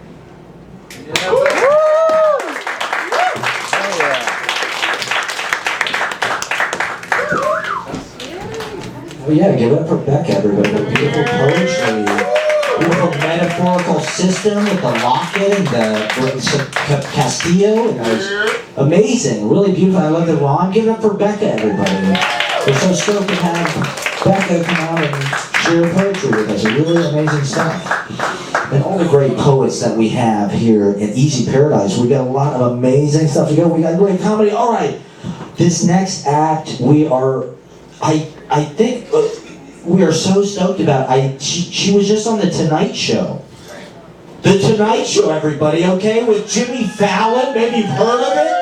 It's pretty much the hugest deal in show business. So she's hot off the Tonight Show. She's jetting in. We're just lucky to have her tonight. We're gonna get up. Can we get MCP up, everybody? Give it up for MCP.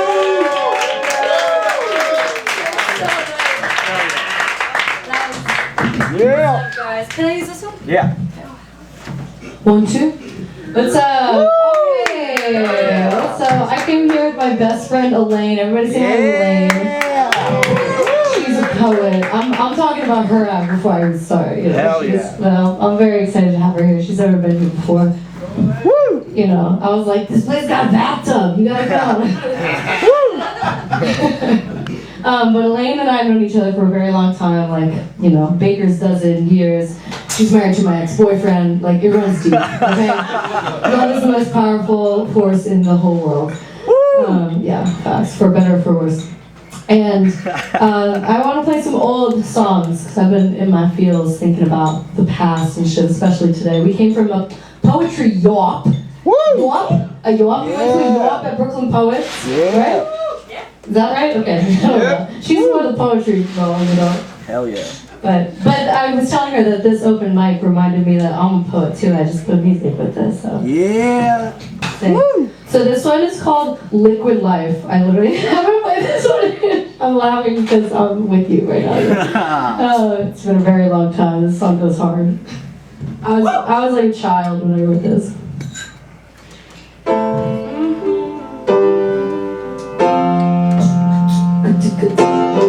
know, like you can hear the production. I inhale liquid life, the beauty of the moment and the sparkle in your eyes. I want to thank you for who I've become. Can't say I'd be here if you didn't keep me waiting. Maybe good things can rise from the ash. Maybe silver lining isn't all that old-fashioned. Maybe breaking hearts is falling out of style. Or maybe I'm falling out of love. I lost touch with my dear friend sanity. Such short-lived love so dear to me. But the chemicals and objectivity dissipated like electricity. Whatever happened to the life I waited for? The night, the music left me longing for more. But happiness is beauty and beauty is pain. So it hurts to smile. That shit was deep, right? Woo! It's like all my moves are scripted. All my thoughts are deja vu. The originality is pouring out of me, and what happened to you? I hope that you're happy.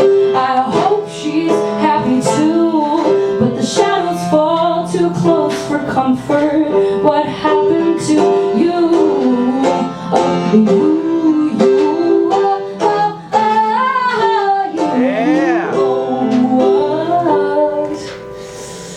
Alright, soulmates are overrated. Love at first sight is too cliche. I never thought that I would end up so lonely, but it sure as hell does seem that way. I guess I always took love for granted. Always thought that you would stay, but I should have known that it would end someday. You can't live without it. You go to sleep and dream about it. It consumes your mind and all your time. And every day I seem to go a little crazy, make a little less sense. But I guess it's for the best that I can't remember that all my moves are scripted, all my thoughts are deja vu.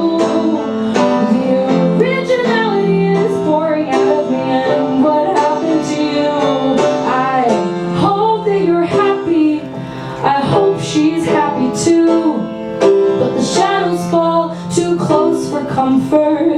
What happened to you?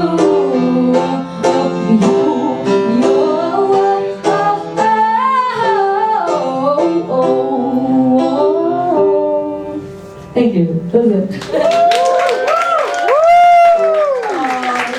Yeah, thank you. And then my next song I'll play. This is I wrote this about Elaine.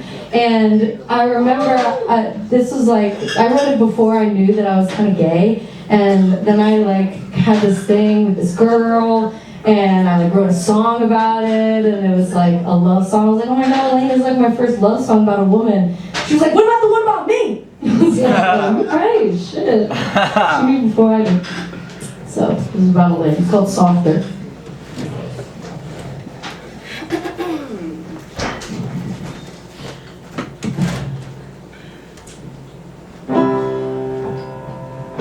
She likes her coffee right before it gets cold. She loves her daddy, and she's afraid of getting old. She likes soft greens and pale blues. She gets so sentimental over a pair of old shoes. And sometimes she gets so high and she falls so low, and I only like to see her cry, because I know that her pain always comes out in words. Her pain always comes out in words, and those words they... Wow, the feedback is like in the right key. Yeah. And those words, they paint a picture, and she always paints with grace, and I love her. I love her. Not a love song. She's got an old map that's hung above her bed. She keeps one pillow to lay her pretty head.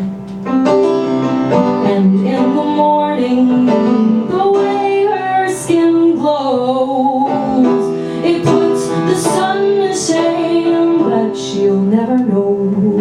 And sometimes she gets so high and she falls so low, and I only like to see her cry, because I know that her pain always comes out in words.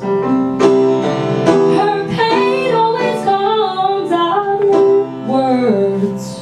And those words, they paint a picture, and she always paints with grace, and I love her. I love her. Alright, thank you.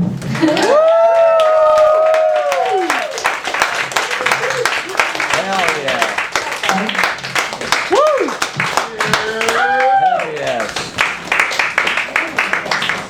Amazing, as always. Give it up for MCP, everybody. So talented. Check out the hat, the airbrush hat as well. Style. That's right. It's what we call styling and profiling, everybody. Give it up one more time for MCP. And check, she was on the Tonight Show. Check it out. I mean, gee, that's as big as it. That's making it. You've made it. Made it. Bucket list achievement. Crossed off. That is really, that's the goal. We're all reaching for that moment with Jimmy Fallon. All right, we have amazing acts coming up. We have Angel Lugo coming up. We have Jacob Louie coming up. We have more. Can we get one of our favorites here? Can we get the amazing Natalie up? Can we get Natalie up to read some poetry for us? We love Natalie. So lucky. We're gonna put Natalie. What's up, Easy Paradise? My name is Natalie. I'm writing a book. Blah blah blah. I'm being a stripper. Yeah. New shit. All new shit. Yeah. I'm gonna read like 3 short poems. Yeah. You always said that what we had was rare. That I believe. I'm hanging out with some of my friends from back home. They are all married now, and as I'm observing them, trying to place convictions and falling short, I see that they all got married for good reasons, like love and nothing else. I don't see that anymore. I had forgotten. I want to say I don't believe in it because I don't, but here it is, right in front of me. House mom says that she and her husband, before he died, got to do what street kids and sex workers don't get to do. We got married, she said, for love. We bought a house and had a kid. Could I be happier this way? Move somewhere like Bloomfield or Montclair if we had the money. I want to breathe, I want a yard. I want to stop looking for happiness in lingerie and rap songs.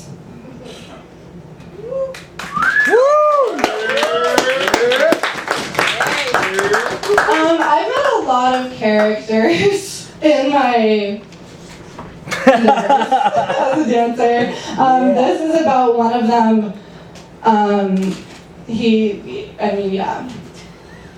The driver, part 1. Joey is hanging out outside the first club I ever danced at, asking girls if they want a ride in the thickest Bronx accent I've ever heard. I always say no, not realizing that Joey's the guy who's been driving strippers around longer than I've been alive. Part 2. I asked Joey how old he is, and he says too old. Are you ever gonna stop driving? I ask him. No, he says, I'm kind of a free spirit. Part 3. While driving, we pass a billboard for the lottery. 672 million Powerball jackpot. What would you do with all the money if you won? We asked Joey. I would give some of it to my girlfriend, he says. What would you girls do? We say we would travel, go shopping, give some to mom or each other, and some to you, Joey. If I won, I would give some to you girls too, he says. That's nice, I say, but I'm actually serious.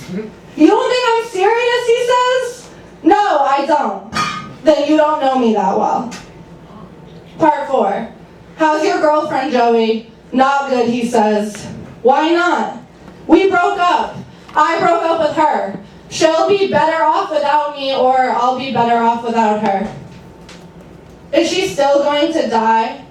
I don't want to ask this, but I do anyway. We're all going to die eventually, he says. She'll manage without me, or well, I will manage without her. One night I stay after hours to do a private room and forget to text Joey that I'll be out late.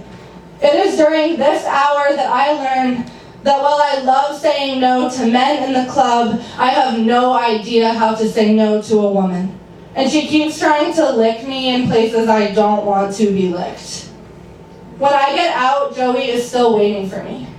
Normally Joey talks a lot, but this drive home is quiet. When I tell Joey I love him before I get out of the car, he always says it back. Do I have time for one more? Yeah. No? Yeah. Sure, okay. I'm gonna do one more, that's cool. This one is old, but I have a new ending for it. You know, if I could find it.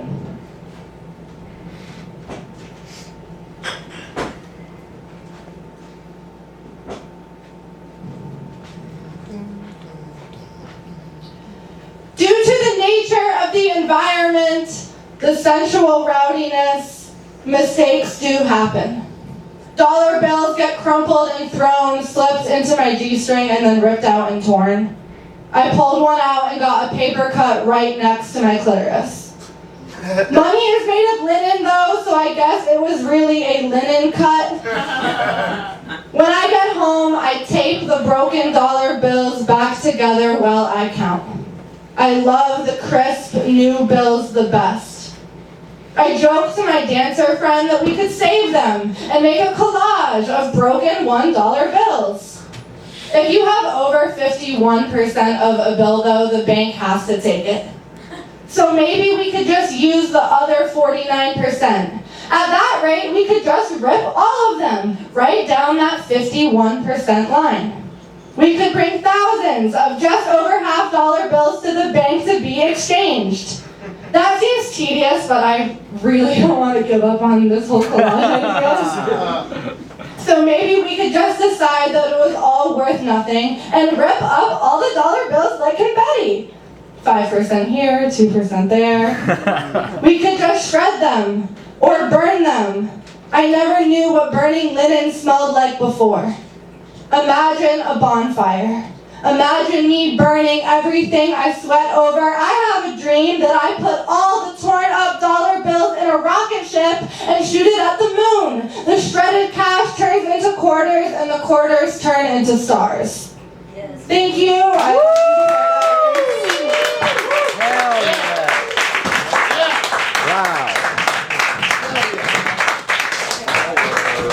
What a great ending. Give it up for the great poet Natalie, Gilda, and everybody.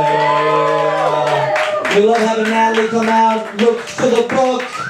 Look, I think maybe this week we're going to do it's the first open mic debriefing. Oh, yes. Where we're going to do a live commentary track over this. We do every week by ourselves. Yes, exactly. Natalie is such an innovator. She invented this concept. Yeah. So her and her roommates and whatnot watch the open mic and they unpack it and they analyze it, and it's a debrief session. We are bringing this to Easy Paradise 101. We're bringing it to the Easy Paradise Network. Look for that this week. The Easy Paradise debrief. Get up for Natalie. Get up. Amazing, fantastic. We're so lucky to have Natalie come out and read poetry All right, so we have Elaine, Menshoff, you were on deck. We have Jake and Louie coming up. Clare, Donaher, Kuzu Daddy, Lee Paul, and more. David Segovia, Surya Deer, and more. All right, can we get... This guy never misses. And more. He doesn't miss. Dr. Doom, get up, Angel Lugo. BK David, BK David. Yeah.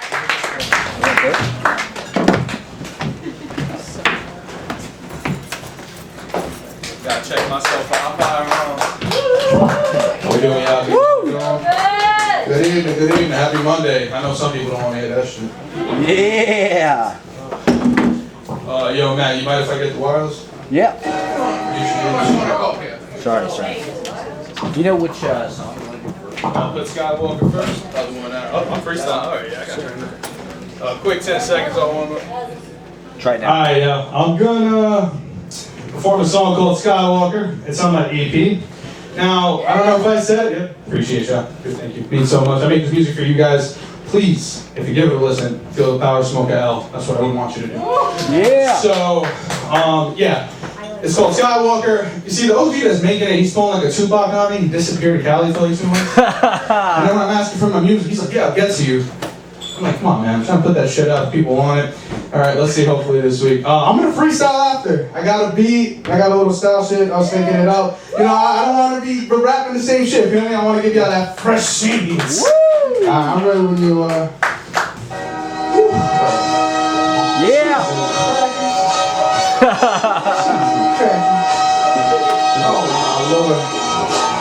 I'm honest with you. I have been watching Seinfeld religiously. Yo, I just gotta say it. My son Kramer from George is a legend. Yeah. What's funny now and around like a lot of time. Living in the city, fighting for life for crime. Do it, hate theatrics like I'm not guys. Just me, my character, bad, it's my profit. My side, time to let you roll back your seats. Section 8, man, we should talk about streets. Ain't nothing changing, still all about the cheese. I let that money earn, cause I swear to leave some residue. See that cheese in your sleep, that's what's really revenue. See my real estate, that's what I'm really getting to. Focus on design, focus on design. Ain't a brother on the grind, who you hate me in my prime. In the car with spot, kick it back and reserve seats. See positivities, what the world needs. Skywalkers run smoking out of burn trees. Skywalking through the drum and spread the world peace. Snake motherfuckers say they try to keep it real. Bending on the walls, once you tell them how you feel. Wearing those clothes, they be moving wacky, they trying to knock me, they trying to knock me. But I'm all about the chicken, which is why I'm always rocking. I just kicking with my demons. The devil's always knocking, we will leave a crowd electrified. I'm infamous for shocking you. Love of all intensifies the wickedness of plotting millionaire.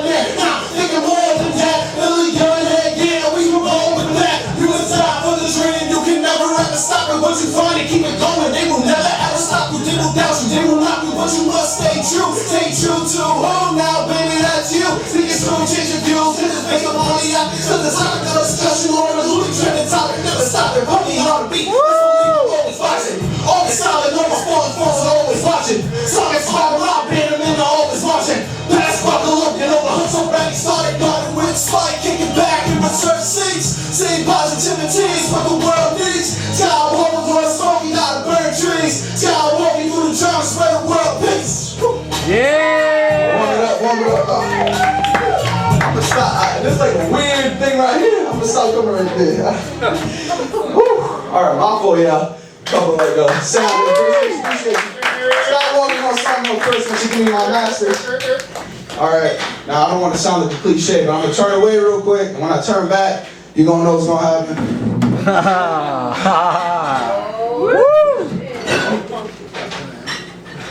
One minute. Question, my brother.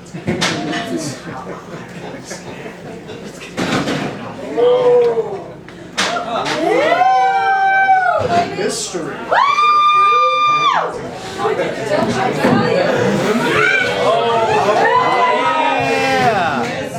Mic check 1, 2. I'm about to give y'all a freestyle on the old style beat. Let's do this shit, y'all. That'll face assassin. That'll face assassin. Woo! Okay. Turn that shit up a little bit. Feel that piano. That shorty else playing the piano for you. Respond to it. Yeah. I get a blood where it's due. I got you. I'm coming from the city, throwing knuckleheads and fights. Bobby died twice, but they trying to get your life right. Speak upon war, who's the boss, who's the delegator? Listen to the law, crooks and frauds, hope the detonators. Motion to the darkness, metaphor, both the softest best. I'll be running copies cause the salaries are profit. They are on the couple hustlers, so the slugs, turning mothers, hollow with serving proper summers, pumpkin like some lumber play. This a dream within the book, I hit 'em with the up and under. KD, son of mother, please, southern shutters, villains right round. Espionage, opposite rhymes, letters from the dictionary, others from obituary. Most of it you in the code, yes, no. Politics, you got a low report, party, Barcelona, like some tough time. Strip my boxes, give a punchline. I'm the buzz rhyme, shut the top, let it crunch time. Quick, right? Okay, man. I'm a big motherfucker with a fast flow. I'ma bounce right back. I'm sorry, I don't warm it up. Yeah, I'm bouncing back.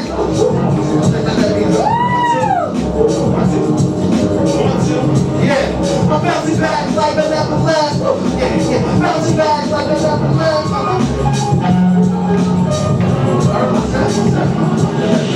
Bouncing back like I never left. I stay breaking it. Solid feeling gasoline, so come and try to siphon it. Speak about a right to get a speak about a violence. And it starts rapping at the smooth as heavy violin. Walking sheets rolling, I will show you what my terror is. Now I'm falling on person with the what my weapon is. Man, I wish I had more time, dog. Wish I had more time. Thank you, y'all. Y'all the best. It's real.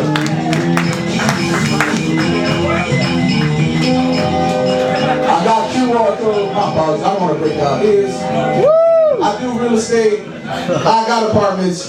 If you want to have sustainable housing, please holla at a brother at the BK Native. I have QR codes with me. You can check me out. My Instagram is on there. You guys have a great night. And as always, I'll be back next week to find me.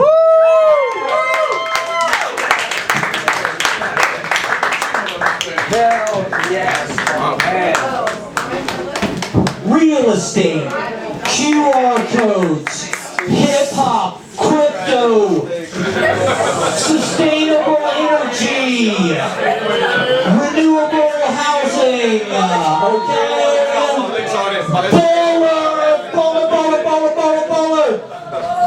baller, Angel Lugo,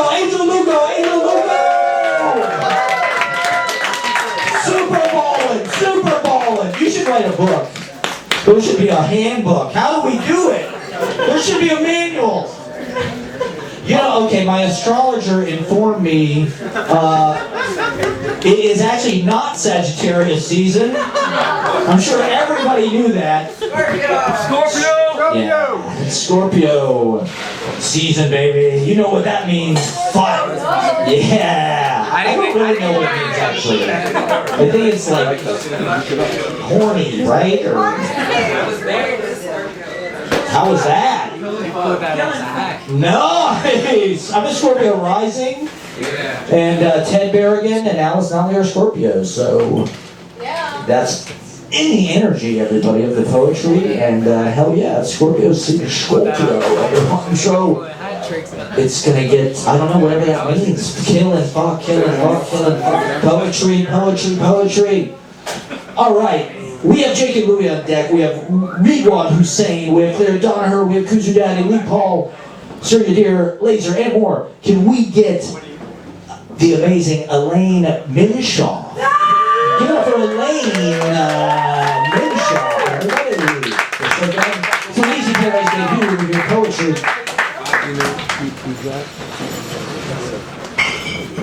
Stand on the chair. Yeah. Woo!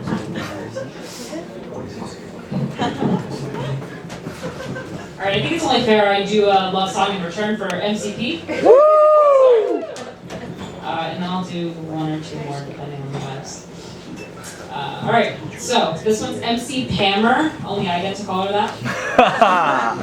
So, here we go. It's not supposed to make sense, my dear. There are more peaks than troughs to fear.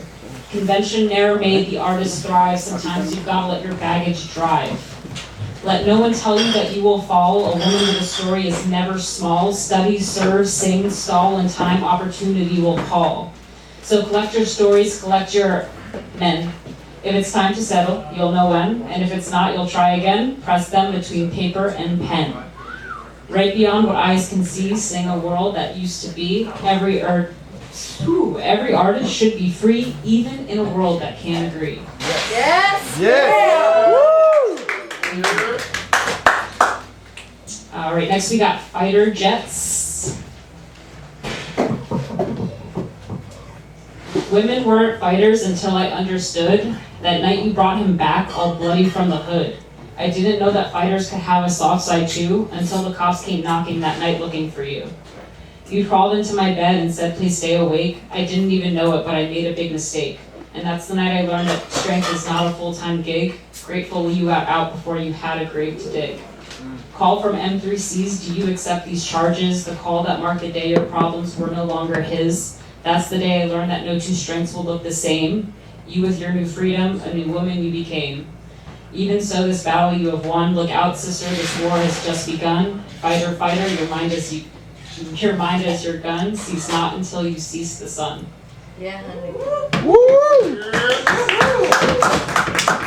One more? Yeah. Yes. Two more. Yeah. We need more. I got one more on the bank, you know? Yeah. All right, this one is Deep Soul, like the sun. With the soul, each morning she wakes, rolls over, packs it and bakes, fills the 3x2 shower with steam, enter the ultralight beam. Starts every day with coffee black, steady mind, steady track, trembling hands about to crack, no time for that, pick up the slack. Done up to get undone, nightfall, the day has just begun. She howls at the moon, threatening the nights and soon. Slips into something tangled and soft and brings her steady fists aloft to fight and riot with the night that with the soul she returned right.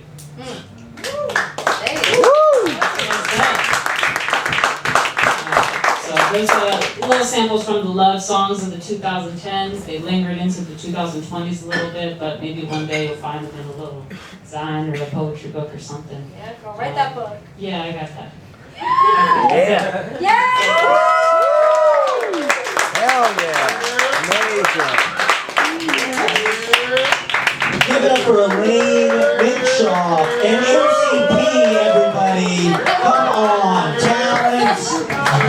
We love the energy, we love it. Thank you. Give it up one more time for Elaine and those beautiful poems. Wow, thank you, please for sharing. That was beautiful. Definitely come back. Oh my God, one more time for MCP and Elaine. Entertainment powerhouse is here tonight. It's Scorpio season, baby. I can feel it. I can feel the killing and the fucking roaring it out. Passion is what it's about, everybody. We live for it. We write it down. We go hard. We get saturated in the passion with the music. All right, this next act, we are so stoked always to have them both on the act, actually. He just got back from Austin, Texas, where he was doing big spots on the comedy Mothership, amongst other big high profile gigs. Kill Tony, etc. Well, I don't know. The list goes on. Give a big round of applause for the comedy stylings of Jake and Louie, everybody. Thank you, everybody. I'm Jake and this is Louie. Yeah. Matt, do you think if we were on Kill Tony we'd ever step foot in this shithole again?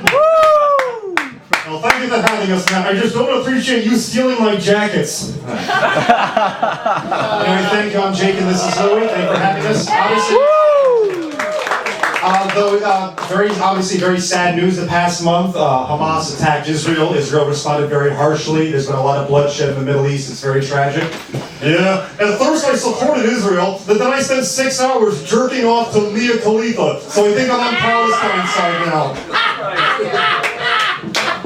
Well, I'm sorry, I brought it up. All right. Yeah. Anyway, we love New York City. I moved here last. Shut the fuck up, sir. All right, come on. Anyway, I love New York City. Moved here last December, and I love it especially because by March, I had lost 50 pounds. Jake, you're bisexual. Rapid weight loss is not a good sign. Listen to this fucking idiot. Hey guys, I lost a bunch of weight. I take 12 naps a day, and I got these nifty sores all over my legs. I feel great. I am bisexual. I came out this year. It was very great. In September, stop fucking clapping for the butt fucking. All right. Oh, he's got shit on the tip of his dick. Let's fucking applaud. All right. Anyway, back in September, we had Bisexuality Visibility Week, and it felt good to feel represented. Come the fuck on, man. You don't need a whole visibility leak. And then you guys know the bisexual who didn't mention it within the first 10 seconds of meeting him? So, Lou, you just want me to never talk about it? No, I'm just kidding. I'm proud you came out. You know what that means? Only 3 more years until you just admit that you're fucking gay. It's not true, Louie. I like both men and women. I don't know, man. Your lack of anal elasticity suggests that you're picking favorites. I wish you wouldn't make fun of it. It's not an easy thing to do. Whatever, man. You spent your whole life dipping your toe into a pool everybody's been swimming in for 25 fucking years. Alright, cross out the list. All right. Anyway, New York's a very nice place. The migrant crisis is getting out of control, though. The city council says we're going to end up spending about $1 billion in tax money paying for it. That's not even the worst part. Then what is? Well, they're taking all the homeless shelters, kicking out the homeless, and putting all the migrants in there. I think this is going to lead to the most racist generation of bums New York City has ever seen. First they took our jobs, and then they took our piss-stained mattresses. They've gone too far. Soon we're going to see folks marching down the street in sweatpants and swastika armbands. Boo! You fucking suck. Where's a rope in a tree when you need one? But yeah, Matt was right. We came back from Austin recently. It was a very good trip. Yeah. 2 weeks ago, we were at the comedy mothership, and now we're back here. If you had any dignity, you'd do a blowjob to a shotgun when we get home. We were supposed to do a show with Mark Norman in New York City about a month ago, and I was really excited, but he ended up not showing up. I was really bummed.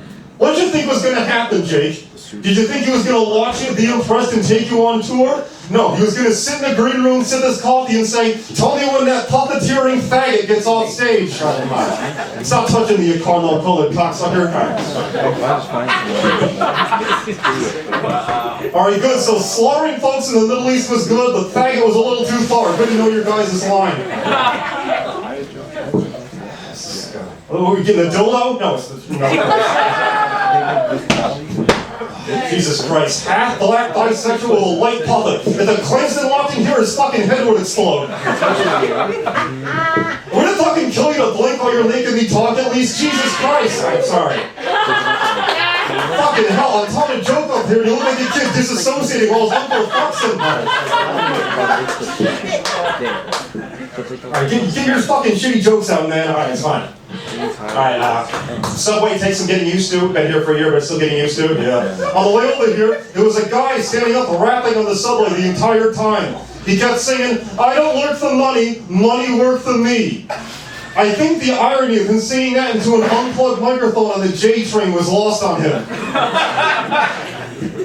Come on, Louie, he's a subway performer. He's trying his best. Whatever, man. Do you know how many bad decisions you got to make in life for the ventriloquist to see you and think, "Thank God I'm not that fucking guy"?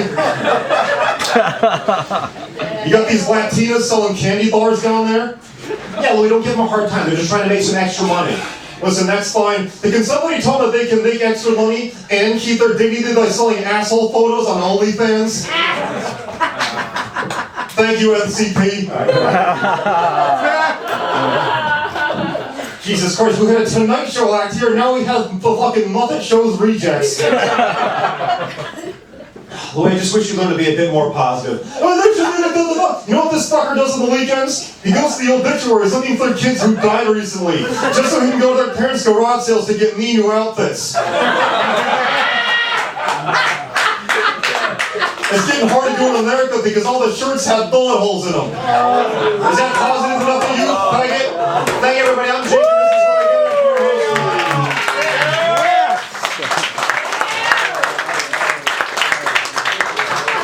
Jake and Louie, give it up for Jake and Louie. Man, that little old man you have with you is mean. He's very mean. mean. He's mean about AIDS and everything. We're supposed to be nice about. Jake and Louie is an amazing artist. He has these notebooks with the material is so amazingly disciplined and planned out.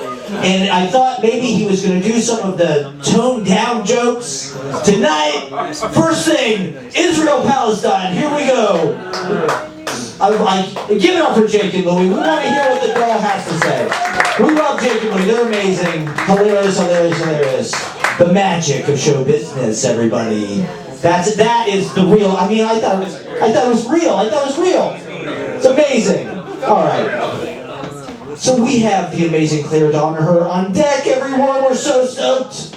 We have Kuzu Daddy of the Hole. We have Lee Paul coming up. Lazer, Surya, sarabhi, dahr, and more. David Segovia, JP. Can we get the hilarious Ridwan Hussein up? Give it up for Ridwan Hussein, everybody. Woo!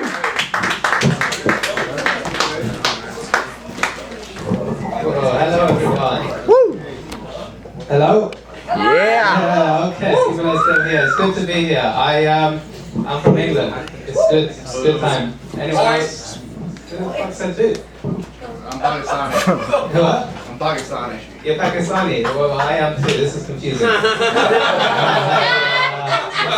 don't know. No, I'm actually Bangladeshi. It's kind of the same.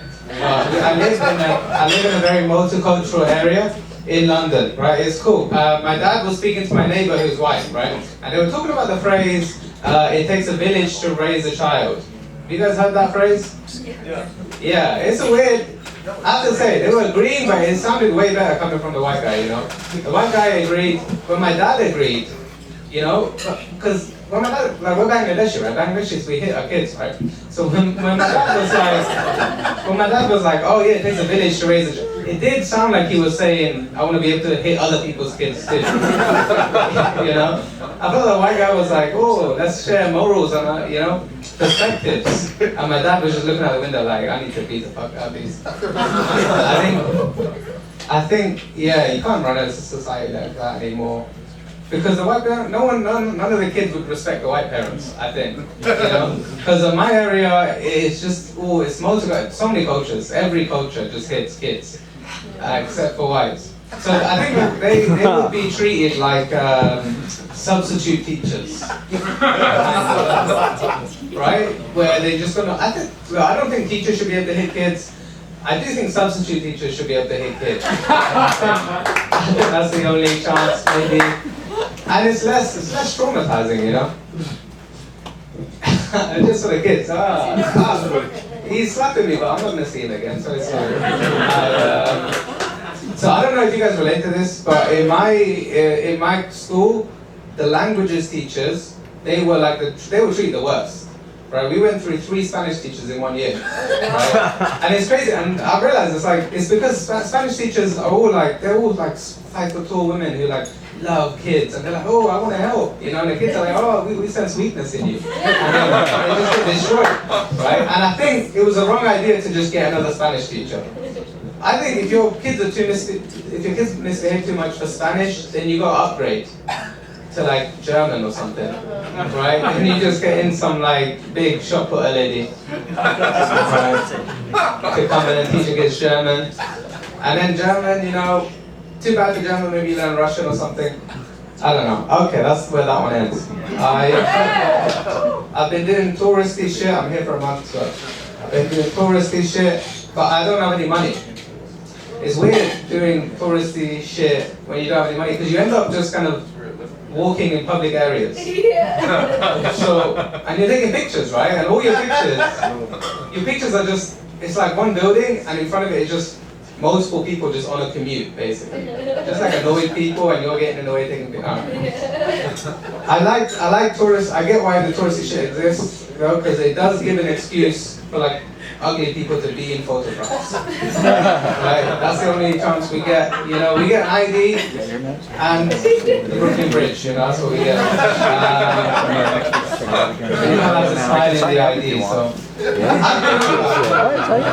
I walked across the Brooklyn Bridge, it's fun, bunch of uglies. Honestly, I was like, wow. Wow, you guys, you look like you live under the bridge and you're on top. That's crazy. Okay. That's just a joke. I was like, okay. This might, I don't know how it was offensive or whatever, but I just realized that, so one thing I don't know that I'm not used to when I come to America is you guys have a native population. That's weird to me. You know, because I'm like, oh, where are you from? And he's like, oh, I'm from America. And then I'm like, oh, where's he from? And oh, he was just here. And, you know, it's weird. Because, like, you guys invaded them. It kind of feels like you invaded them and then you forgot to kill him. Wow. It feels like you should... It feels like, yeah, you should kill them. Right? I mean, what are we doing here? Just doing a two-story solution? No, that doesn't... Okay. Someone said, wow, I'm sorry, sir. But thank you guys for listening.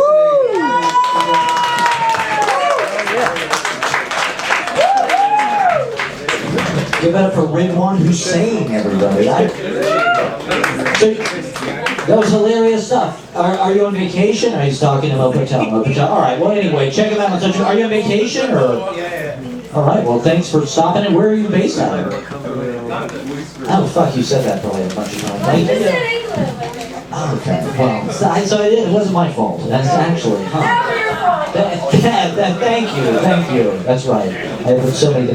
We'll give it up one more time for Ridwan Hussein. That was hilarious. Okay. All right, this next performer, oh my God, one of the greats. They could not stop her. They tried. Forget it. You never will. She's the heart of the open. We were lost. We did not know what to do. We've been just wandering around aimlessly, and it's the heart of the open mic, and we're so stoked, we're so honored, we're so blessed. We love this next performer. We love sharing her journey and her path to success, to greatness in New York City. Give it up for the great, the amazing Clare Donaher, everybody. Clare Donaher, back in the house. If you pay me $300, I'll say that about you too. Guys, give it up for the owner of PG. Beautiful painting over there. Okay. Yeah, I will. I made time for you, man. Hell yeah. Listen, I thought of that joke like 10 minutes ago. I've been giggling about it ever since. Can you imagine if a horse owned this car? That'd be insane! I don't think men should be allowed to wink at women. I think it's okay when women wink, because I think when a girl winks, it's kind of like, I'm secret princess, don't tell anyone. But when a man winks, it's kind of like, somewhere in this room I've hidden a vial of my cum. And if a non-binary person winks, it's both. Princess. Great for spells. This guy that works in my building, the lobby of the building I work in, he keeps trying to wink at me. You know how hard it is to dodge a wink? It's so gross. There's so much skeezy, misplaced charisma that just makes me want to call my mom. Like, are you okay? I think this guy's implying he killed you. Okay. So this is all new stuff, so hot off the presses. Yeah! That's a crime! Sorry. Ladies, where are my ladies at? Ladies, you ever been having sex with a guy and you accidentally shush him? Hey, I wish you would communicate this much during our arguments. But yeah, it's kind of like, right now I'm trying to pretend you're a storybook pirate with loose morals and a sordid past, and it's kind of hard to do that when you keep telling me how much you love me. Captain Black Dick would never say that. I out loud.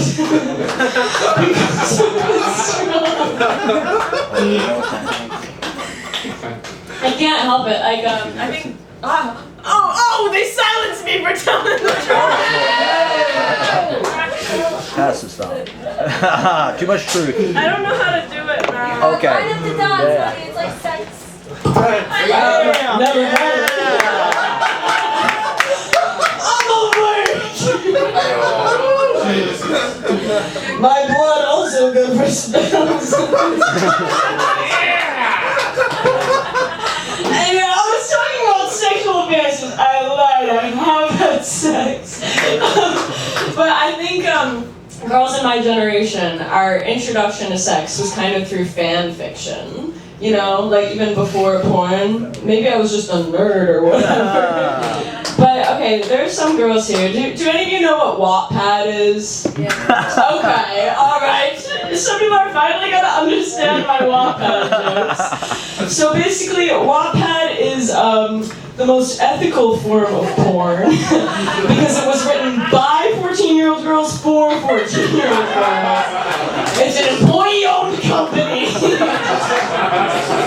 Written by these ladies. They did not have a good grasp on English grammar, but by God, did they know around the theoretical anatomy of a werewolf. Geniuses, a lot of them.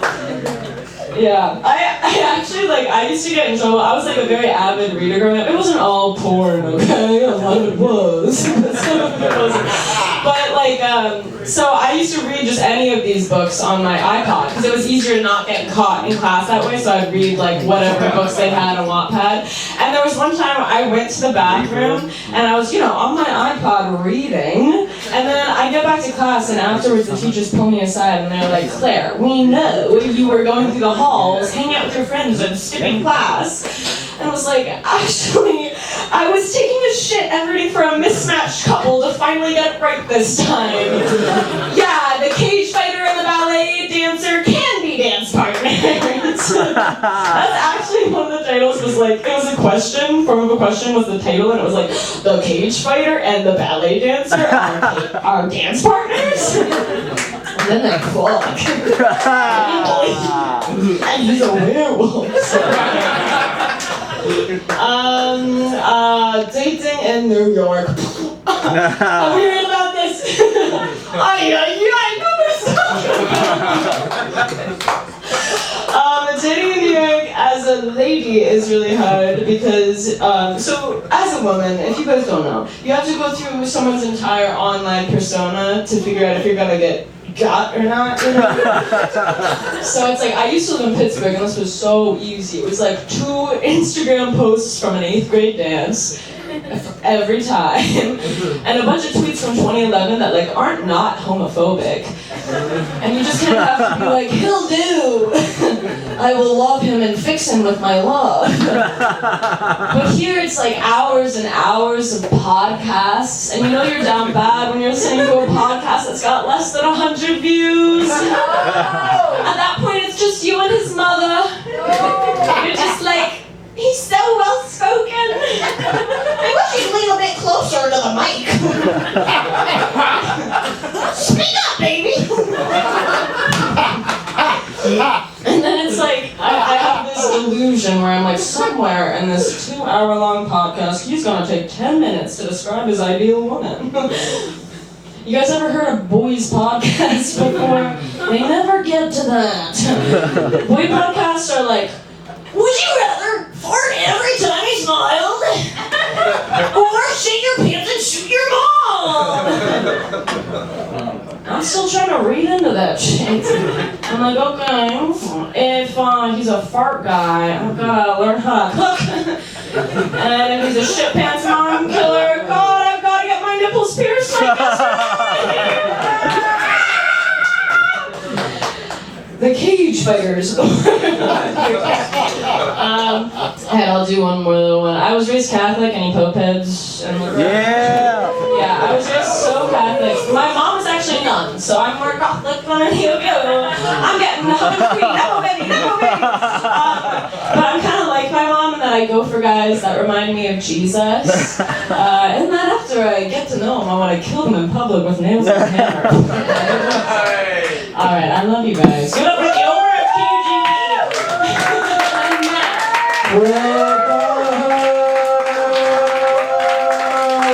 They tried to stop her, they couldn't do it. She's too powerful. Yeah! Give it up, hilarious. That was so funny. It's amazing. Give it up for Clare Donaher one more time. Come on. It's comedy, it's fun. You know, that joke about the mom podcast having 200 views feels like a personal attack. Because if you go to the YouTube page, my vlogs, and every Easy Paradise open mic, which I post them every week on YouTube, I think the most views we've ever gotten is like 200. So my mom is very supportive, is what I'm saying. Give it up for Clare Donaher, everybody.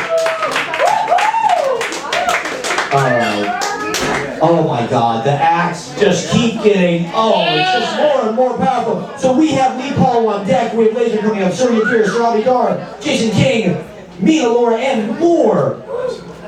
This next guy, oh my God, you know him, you love him, he's yours. Give it up for Kuzu Daddy! Yeah, thank you, man, thank you. And I was gonna be a gentleman today.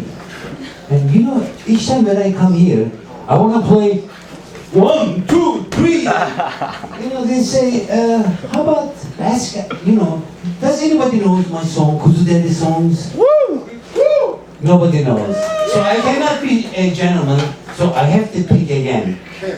Alright, so this is really good songs. And by the way, I got them almost 1,000 review. But this yours is the fascinating one. She said, I love this song. I listen to this song all the time, day and night. But you look so stupid. How could you write such a beautiful song? I say, ouch, ouch. And I write her back, you know, I'm so sorry, I disappoint you, but usually stupid people write beautiful songs. And then she say, yeah, I'm sorry. So this is the song, Just For You.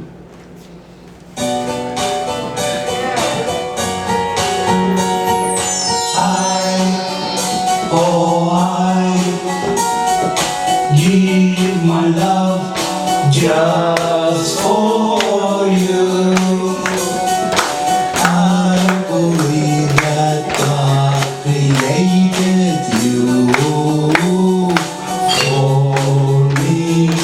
for me to love. He selected you out from the rest of the world. There is because you knew me. I would love you the best. I had a heart, one time is true. Oh, just for you.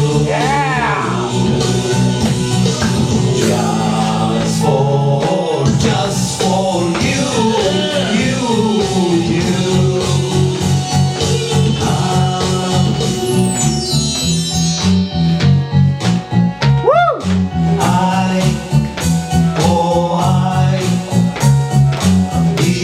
My love just for you.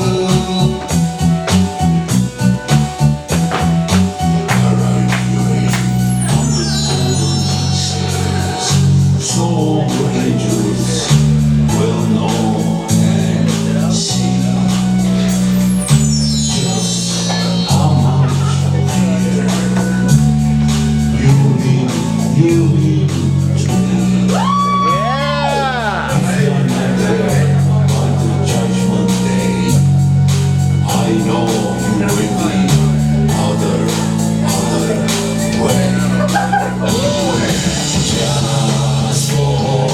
Just for you, I need the angels that their wings, their golden arms and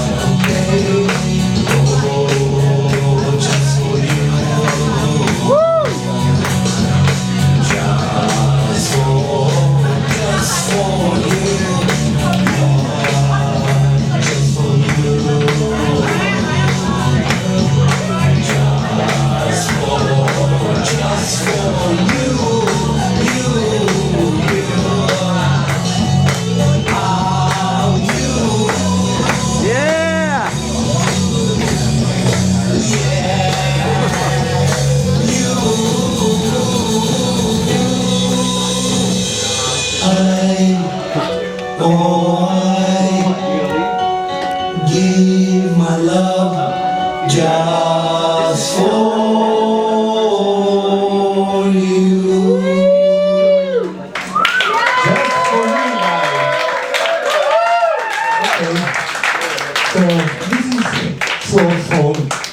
You know, stupid people write beautiful songs. So maybe I'm not one of them. By the way, now she's constantly writing them. I'm so sorry. I didn't mean that. I said, what did you mean? You know. All right. How about a little faster? Summer. I know it's a winter, but I still feel like It's the summer. summertime, baby. Let's do it, baby.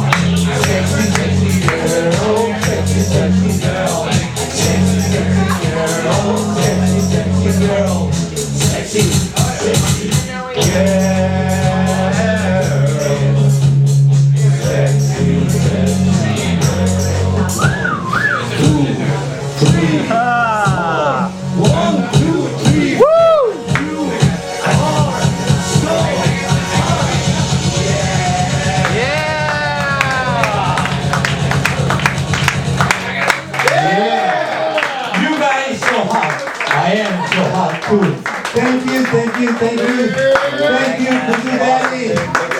See you next Monday, maybe. Maybe. Give it up for Kuzu Daddy, everybody. Check out the broadcast. Check out our live stream. We're live streaming from Kuzu Daddy's basement. It's absolutely unhinged. I mean, we'll give it up one more time for the Kuzu Daddy. He's got to move his boat. We got to move the boat and the jet ski. All right. We're very excited about this next act. He hosts open mics around town. They're great. I think they might even be, suggested? Or there's one at the Bean. Don't worry about it. I'll tell you. All right, give it up for Blue Paul, everybody. Give it up for Blue Paul. Give it up for Bill Spector with the haircut. Opening up for me, Bill Spector. Thank you. Thank you. Yeah. How we doing, guys? I don't want to be a downer, but I do have some bad news. I was fired last week. Yeah. After 4.5 years, my girlfriend gave me the pink slip. It's okay though. It was a toxic work environment. My supervisor was a bully, and I did not get time and a half for eating her ass. So it's okay. When one door closes, another one, opens. Which means I'll be eating some new ass and hopefully getting time and a half in no time. Right. Good. This is a big energy shift from the last act. You guys need time to acquiesce to it. Matt, do me a favor. Don't bring me up as a guy who hosts open mics. I'm actually been at Caroline's on Broadway New York Comedy Festival. Really on Amazon. Yeah. And one donaher at a time. I love Matt. He's great. He's just like the perfect emo and awkward mixture all in one. I love him. Give it for Matt Proctor. It's not easy curating this shit, huh? I was like taken aback tonight when the guy was like the 2-drink minimum tonight. I was like, holy shit, I've never been here. It's the 3rd time of year. And then I saw Miranda and Jake and Louie. I'm like, now they want to charge 2 drinks. These motherfuckers, huh? Let's give it up for capitalism, those opportunistic motherfuckers, right? Yeah. Capitalism. Just because there's inflation, you gotta spend $17 to get a handful of cherries. That's what it is. It's good. Is anybody at the point in their life when they have totally exhausted all the free browser options on Pornhub? Make some noise if you've exhausted all the free browser options. You're just running out of shit. It's hard. It's hard trying to keep yourself occupied and engaged to get off, right? Yeah. Especially if you're where are my perverted fuckers at? Perverted people? Where are my sexual deviants at? Where are my people who like to mix things together? Where are my sploshers at? Anybody into sploshing? Any cake-sitting people? Huh? You cake-sitting motherfuckers.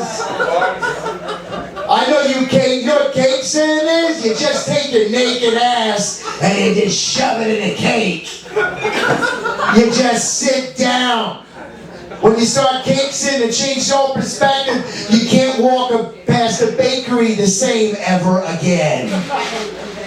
Looking at that lemon meringue pie looks like it would tickle my ass.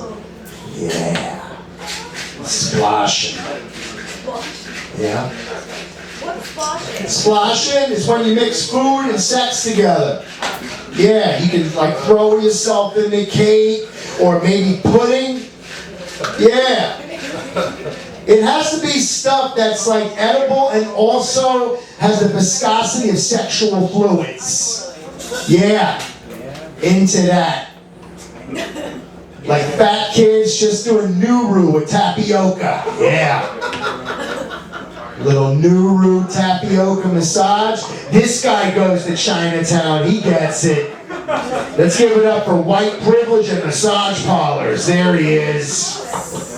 How you doing? You guys support sex workers? Give it up for sex workers, huh? That's how you know that therapy is so expensive. Guys are like, I'm just gonna pay to have somebody fuck me to feel better. It's cheaper. And my insurance covers it. Right there. You ever have, what's your name? Brandon. Brandon, hi Brandon, how are you? I'm good. Good, good. You look like you're having a privileged Monday. Okay.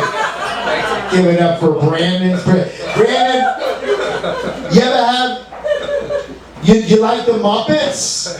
Kinda, yeah. Yeah? You ever have the Gonzo treatment? No. Somebody do a Gonzo treatment? You don't know what that is? Gonzo treatment is when somebody shoves a kazoo up your ass and then blows the theme song of the Muppets.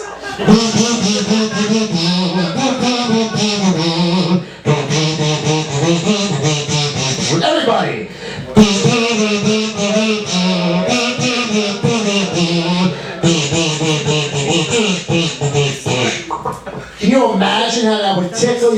asshole and your balls at the same time and your tanks.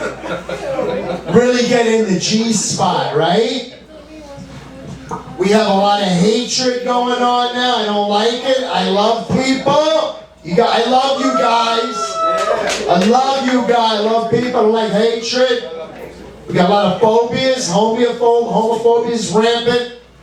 I had a friend of mine tell my buddy, I can't have conversations with like straight guys anymore. They're too judgmental.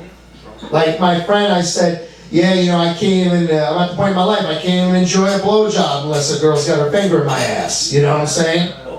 And he was like, yo, that's mad gay, bro. That's mad gay. And I'm like, listen, did you know that gay men have a 67% lower incidence of prostate cancer than straight men? Did you know that, Brandon? Did you know that on Privilege Monday? That gay men have a 67% lower incidence of prostate cancer than straight men? So just because I don't like labels, or just because I like that finger in my ass when a girl's blowing me does not make me gay, just health conscious. Yeah. And I don't want to get cancer. Huh? Cancer sucks. Fuck cancer, right? Fuck cancer. Yeah. Fuck cancer. Fuck cancer. Fuck cancer. Right there. Fashion? Where are my fashionistas at? Huh, Mo? You're pretty fashionable, huh? You got a nice jacket. You got one of those shirts. You got that close crop beard. Yeah, you're fashionable. Right? You like fashion? Fashion? I think fashion's important in New York. You know, you should express yourself. It's a way to identify yourself, your personality. It's art, right? Like, I dig it. I like fashion. I like the glasses and the jeans and the shirts. That's cool. Fashion. I like that. Yeah. But you know what's even better than the glasses, the jeans, and the shirts? Having a rent-stabilized apartment at Medicaid. That's New York chic, everybody. Woo! Yeah. Give it up for New York chic. Yes. Woo! Yes. Yeah, I've been sober over 10 years, no drugs and alcohol. That's a fact. That's a fact. Thank you. This is like the aesthetic and lighting in here is like a really nice AA meeting. That's what this is. It's like if you put a piano in the middle of an AA meeting. This would be an AA meeting. It's like cabaret AA. Let's go. And I can't. And I had to stop drinking. I was a blackout drinker. I think we have a modicum of trust. How many people in this room have ever blacked out under the influence of alcohol? Let me hear you. Let me hear you. Ever blacked out? Yeah, I like the honesty. And for those who didn't black out, who didn't clap, those are the real blackout drinkers. I was such a bad drunk that cocaine made me a better person. That's a whole new high of lows. New high of lows. I used to have friends, I'm from Long Island, I used to have friends, last call. You ever have a friend who tries to help you, but also hurt you simultaneously? It's a conundrum, right? Be last call. My friend would be like, yo, Lee, you can't get behind the wheel like that, bro. I love you, I care about you. You're not gonna do that until you come into the bathroom, do a couple of bumps of this, okay? People, they're repurposing drugs now. Now people are microdosing to fight depression. You guys familiar? Who's microdosing in here? Microdosing to fight depression.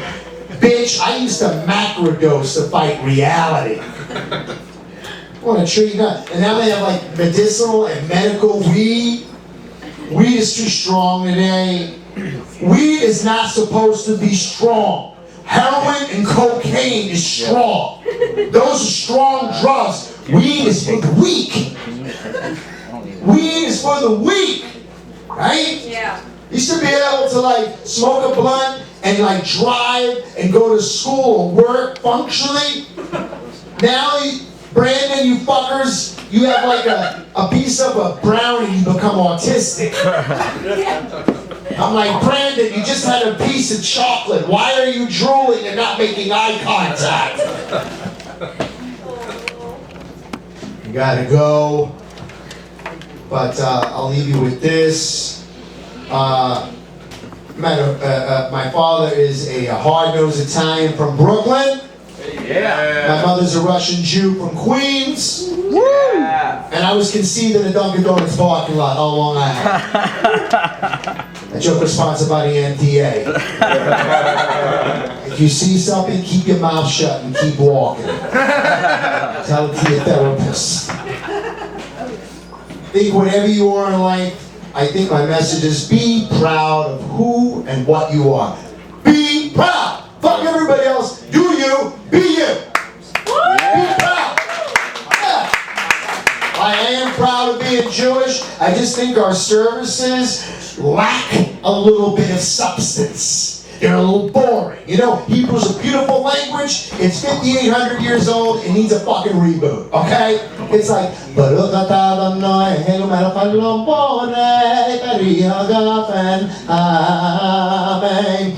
is this religion or narcolepsy? Like, come on.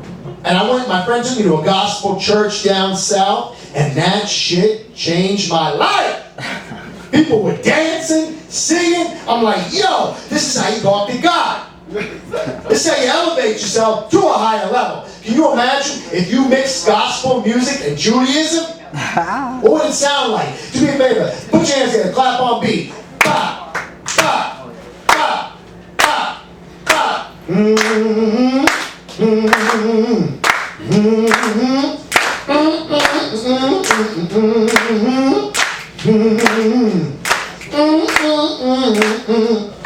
Oh, Shema Yisrael. I don't know Elaine. Shema Yisrael. I don't know Elaine. Shema Yisrael. I don't know Elaine. Abalu Shank Kivo Malagu. Abalu Shank Kivo Malagu. Abalu Shank Kivo Malagu. Leo Lombard. Thank you guys. My name's Lee Paul. If you like what you're ready to call me, at Lee Paul, comic rock star. Back to your host, Snap Rock, everybody. Let me know.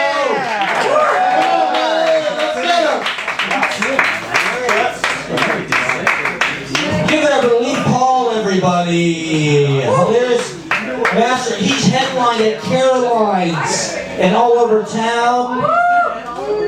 And he runs open mics all over town. I think in the back of like a check cashing place. And give it up for Lee Paul. He's amazing. He's an amazing artist. He's an amazing comedian. We love having Lee Paul come out. Give it up one more time for Lee Paul. He's a master.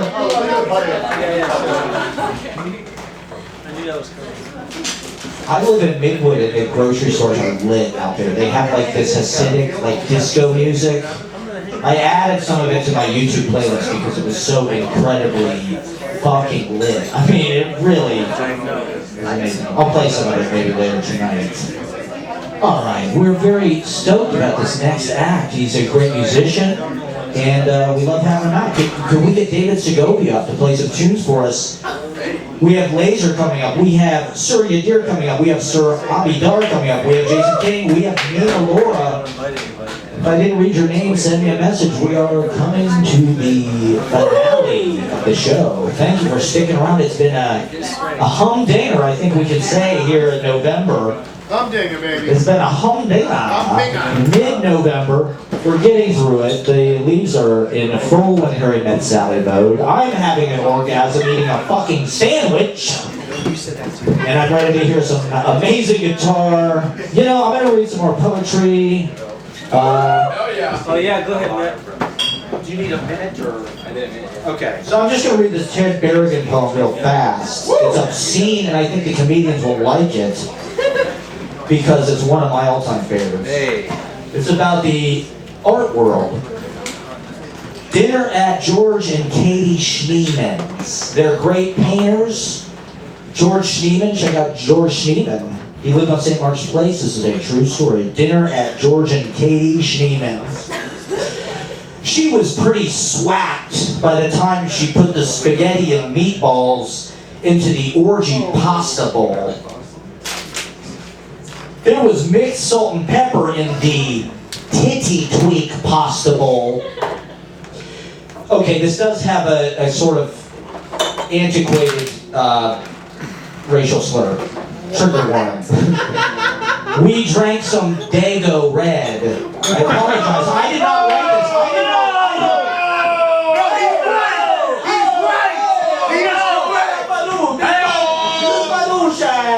No, I didn't write it. I didn't write it.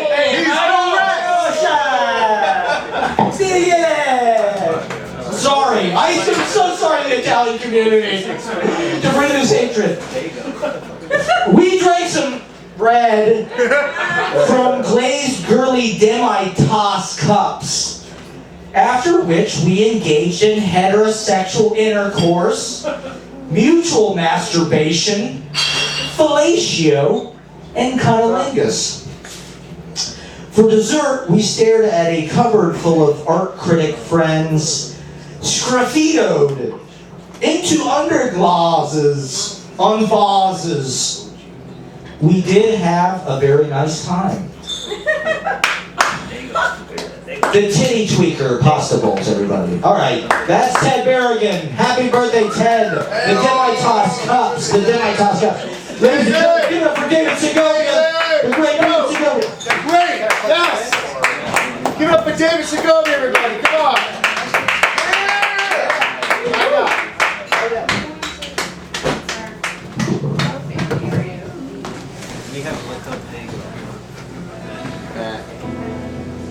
What? We didn't know what that was.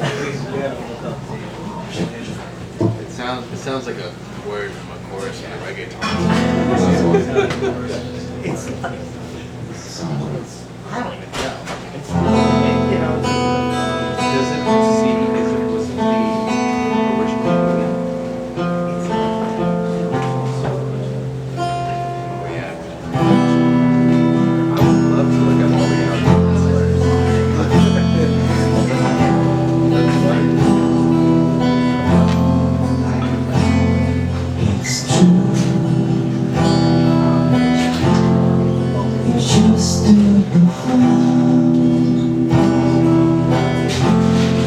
when you're not around, I'm lifeless, I'm a mess.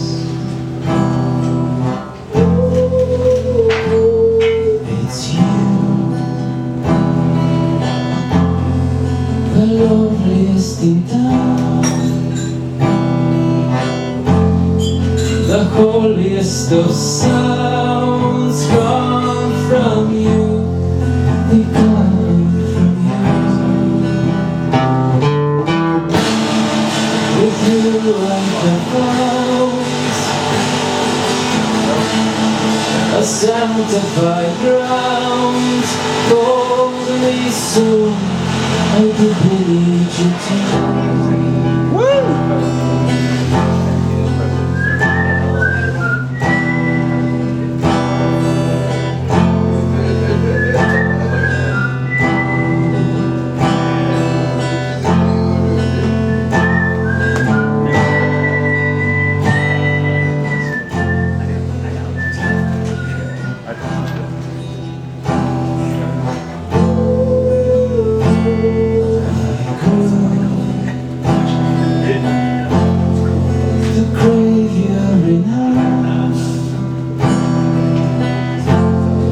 My gaze is still bound to your form and to your soul. With you I'm found a sanctified ground. Hold me soon, I could believe you too. Hold me soon, I could believe you too. Come call me soon, I could believe you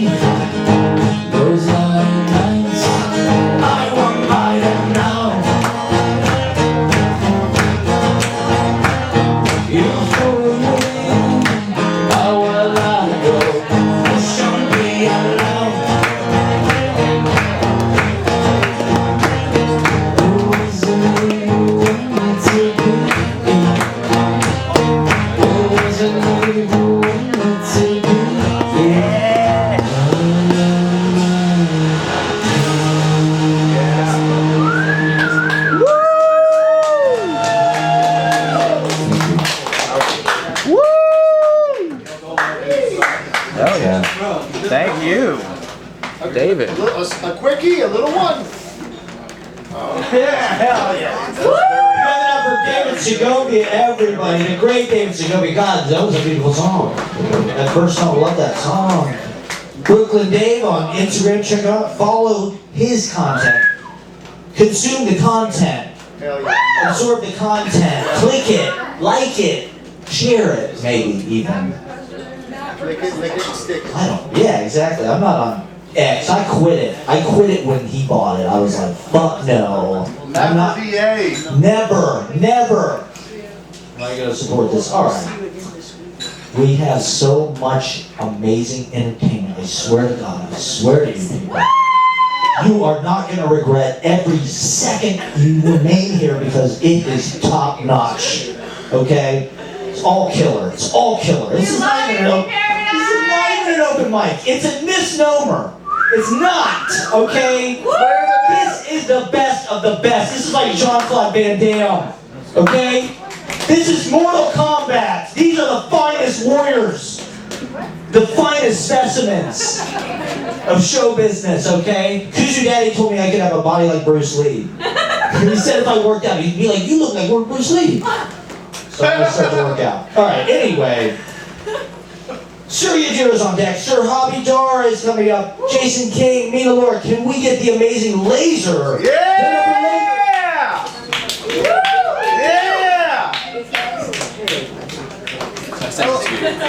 Yes, just give me 1 second to... What's up, guys? How's it going? My name is Lazer. I'm really Sam, but it's scary to rap, so I pretend I'm someone else. Okay, so yeah, I'm this guy's dad. I should just do comedy up here. I feel like that would be fun. Anyways, this song I made with new shit.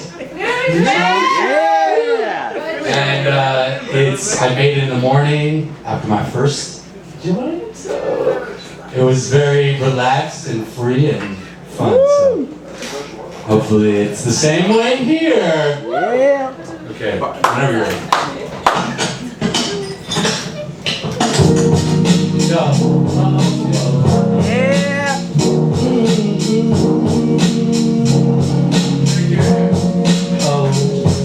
Wake up in the morning, something's going down. Something's wrong. I don't say hey, like the Nazi spray paint. They say what they say. I gotta put the hoodie up. I won't fade away. Let's smoke with the fade. You don't gotta make weight. I'll make my own. Make it dang, mate. These rhythms just ain't changed. Not in the day to day. says, okay, break it up. I'm the guy who says, okay, enough. I'm the guy who says it's love, and now I'm thinking maybe we can recover it all. Cause Jesus died for us, or we died for Jesus. See, it seems we poor fuck our souls, free to corrupt since the team like me. Talk to Simone, he said only God knows. I'm sure got a new role in process, making my processing slow. But yo, I'm in the zone, it flows like my home's throwing a route to a laser to a route at the post. Running my own like Freddie Flintstone. Yo, I forgot the words, but that's common. I rehearse the verse and then I feel worse. First things first, let me roll this up.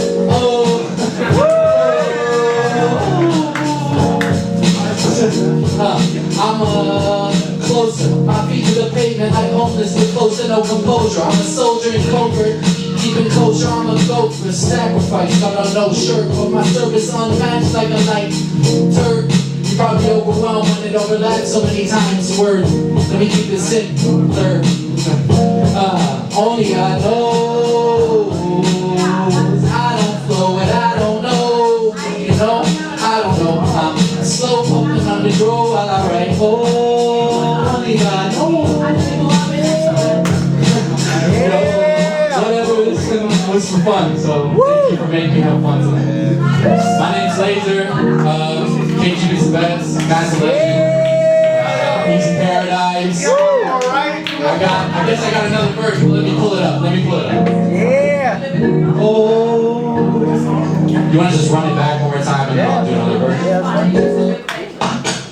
Alright, we're improvising now.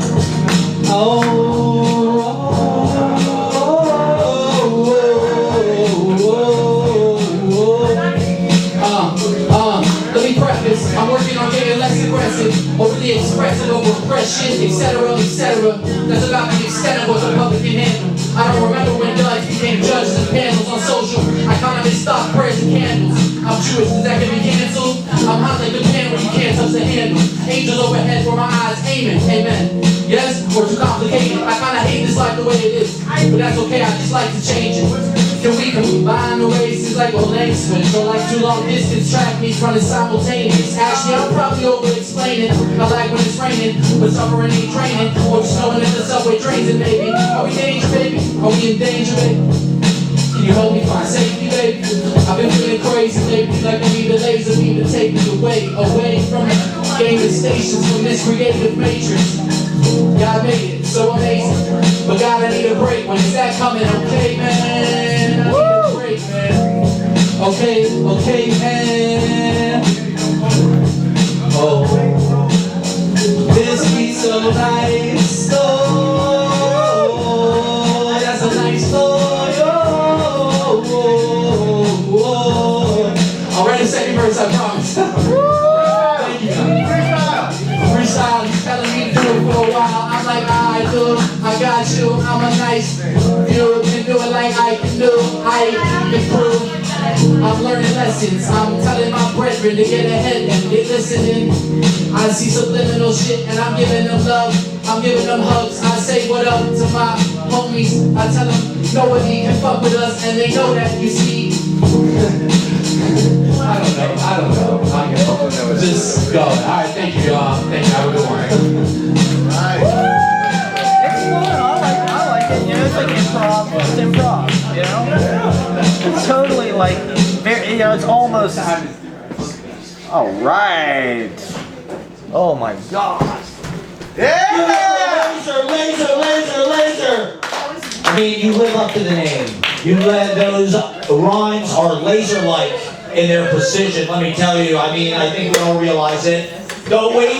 Don't we realize it? Sorry. Okay, give it up for Lazer, everybody.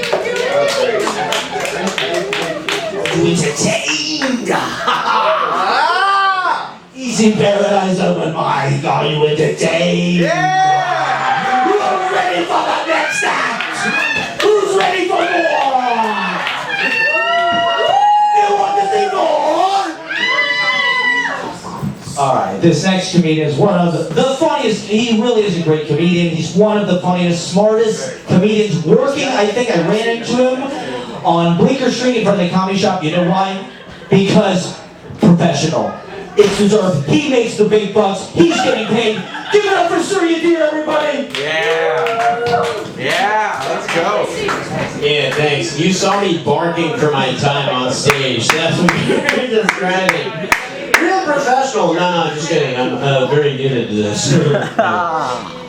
Guys, my dog died recently. My dog died like 2 weeks ago. Oh, that's okay. That's cool. We're putting a team cat in here. That's fine.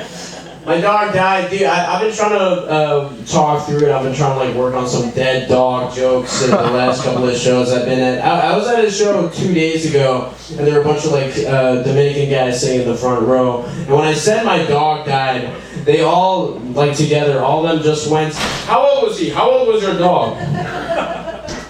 And I was just like, "Oh, my dog was 16 years old."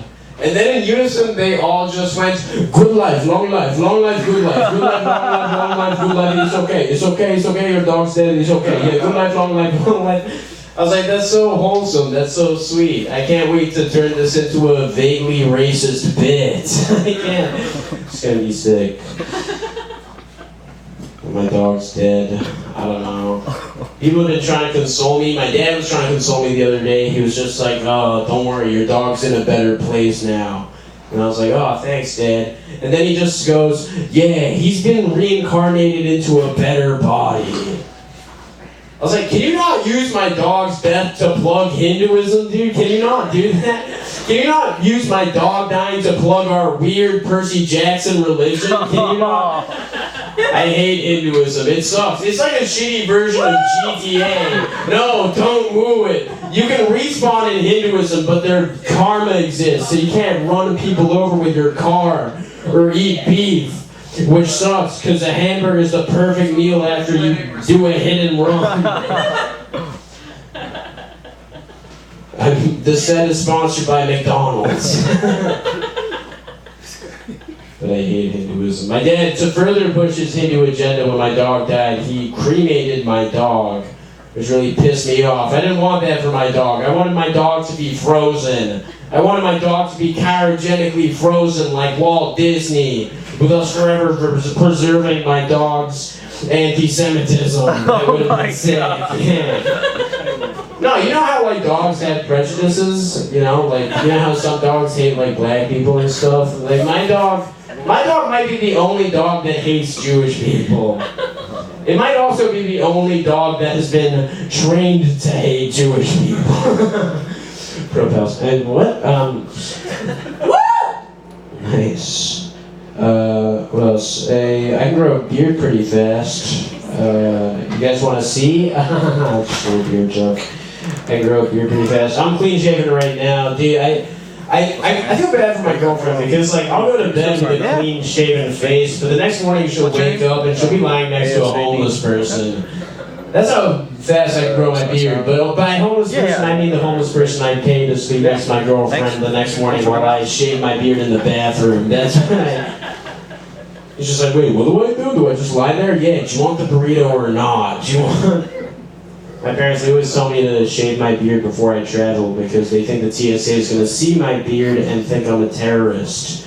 Yeah, they're concerned that the TSA is going to see my beard and that my cover will be blown. Because I am a terrorist. Dude, one time I grew a goatee and my parents were just like, shave it, don't travel with a goatee. They'll think you're a terrorist with a goatee. I'm like, I don't think they're gonna think I'm a terrorist. Worst case scenario, they'll think I'm an evil magician. And they'll think... And then the Malaysian Airlines flight went missing and I was like, oh, the evil magicians are threats to national security as well. They're everywhere. Oh, the towers disappeared? How? I was all the way over here. This is the stupidest conspiracy theory in the world. But my dog died. My dog's dead. Thanks for putting me up this late, dude. My dog's dead. I'm pretty sad about it. Dude, when they told me my dog died, I cried for 30 seconds. I cried for 30 seconds when I found out my dog died. Upside is, now I know what it feels like to have sex with me. Hey, have I gotten the leg yet? Well, it's up to you, And really. then fuck you, dude. Fuck. I'm pretty bad at dealing with emotions. I'm pretty horrible at it. I was talking to my therapist the other day, and he was just like, "Do you think you're bad at dealing with emotions because you had an emotionally stunted father?" And that kind of confused me because my therapist is from Long Island, and I don't know why he was talking like Madonna. I don't know. Though she's from Long Island too, I think. It also made me pretty uncomfortable, but that was because his hand was on my thigh. It's because, and that also confused me because it was a Zoom call. How did he get there? No, but my dad wasn't emotionally stunted. If anything, he was like very open and vulnerable with me. And I think like the reason why I'm so emotionally repressed is because I saw my dad being emotionally stunted or emotionally open and thought that was a huge pussy move, you know? I saw a 6'2" man cry and I was like, I don't respect him. Then he took the belt off and I was like, never mind. Yeah, he has a huge cock, my dad. I'd see his cock and I'd be like, God damn. I can't believe my dad's gonna beat me up with that thing. Oh, you guys are lame. You guys suck. What? Did your dads never beat you up with their cock? If it's any consolation, after my dad would beat me up with his cock, my mom would make me feel better with her clit. No, it's cool. I ate it. I'm riffing right now, by the way.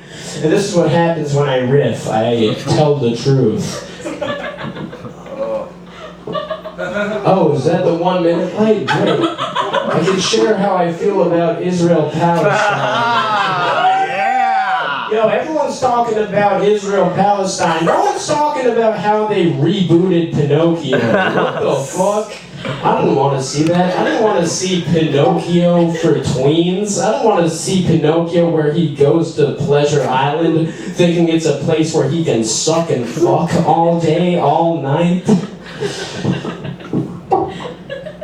Alright. That was nothing. That was like a thought I had on melatonin.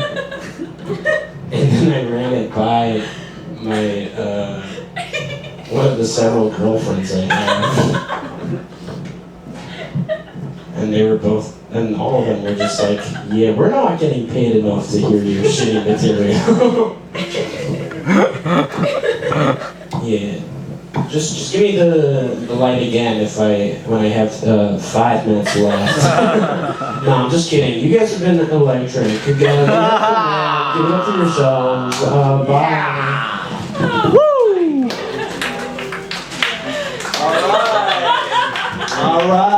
All right. Professional comedian making the big bucks. One of the smartest comedians in New York, everybody. Shut up, dude.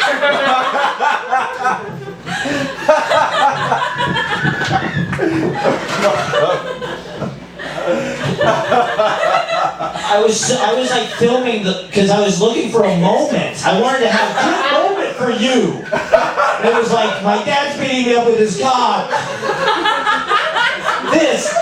So, yeah. Sorry for sharing my trauma on stage. That's what we're here for. Give it up for Surya, dear, okay? A master of the craft. We love it, we love it. We love having people riff and talk about how their dog died. Just trying to figure that. Well, we don't love that, but we love trying to figure it out, and this is a place to do that. So thank you, Surya, dear. Give it up one more time for the hilarious.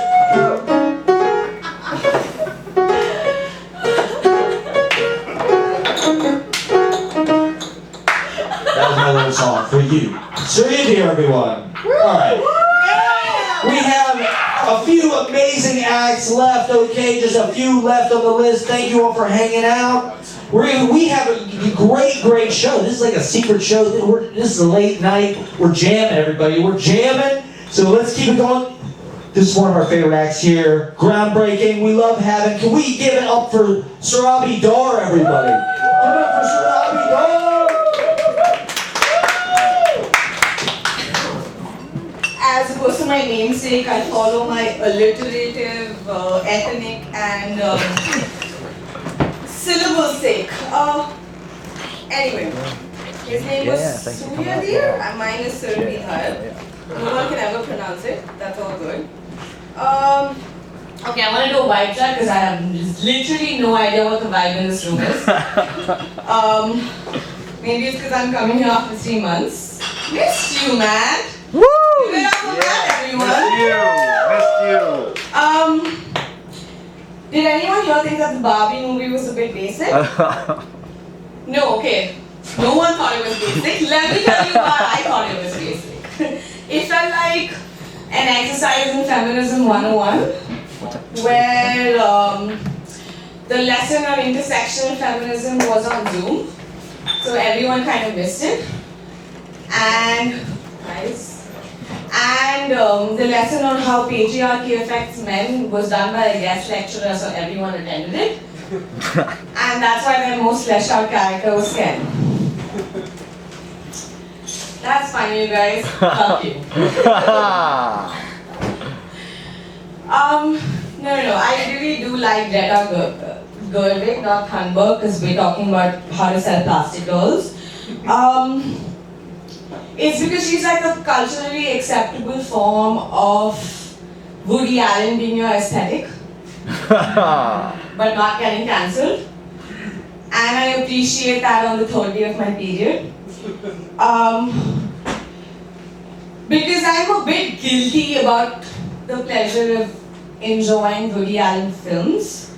It's like less guilty than if I cheat on my boyfriend, but more guilty than if I befriend my best friends and me.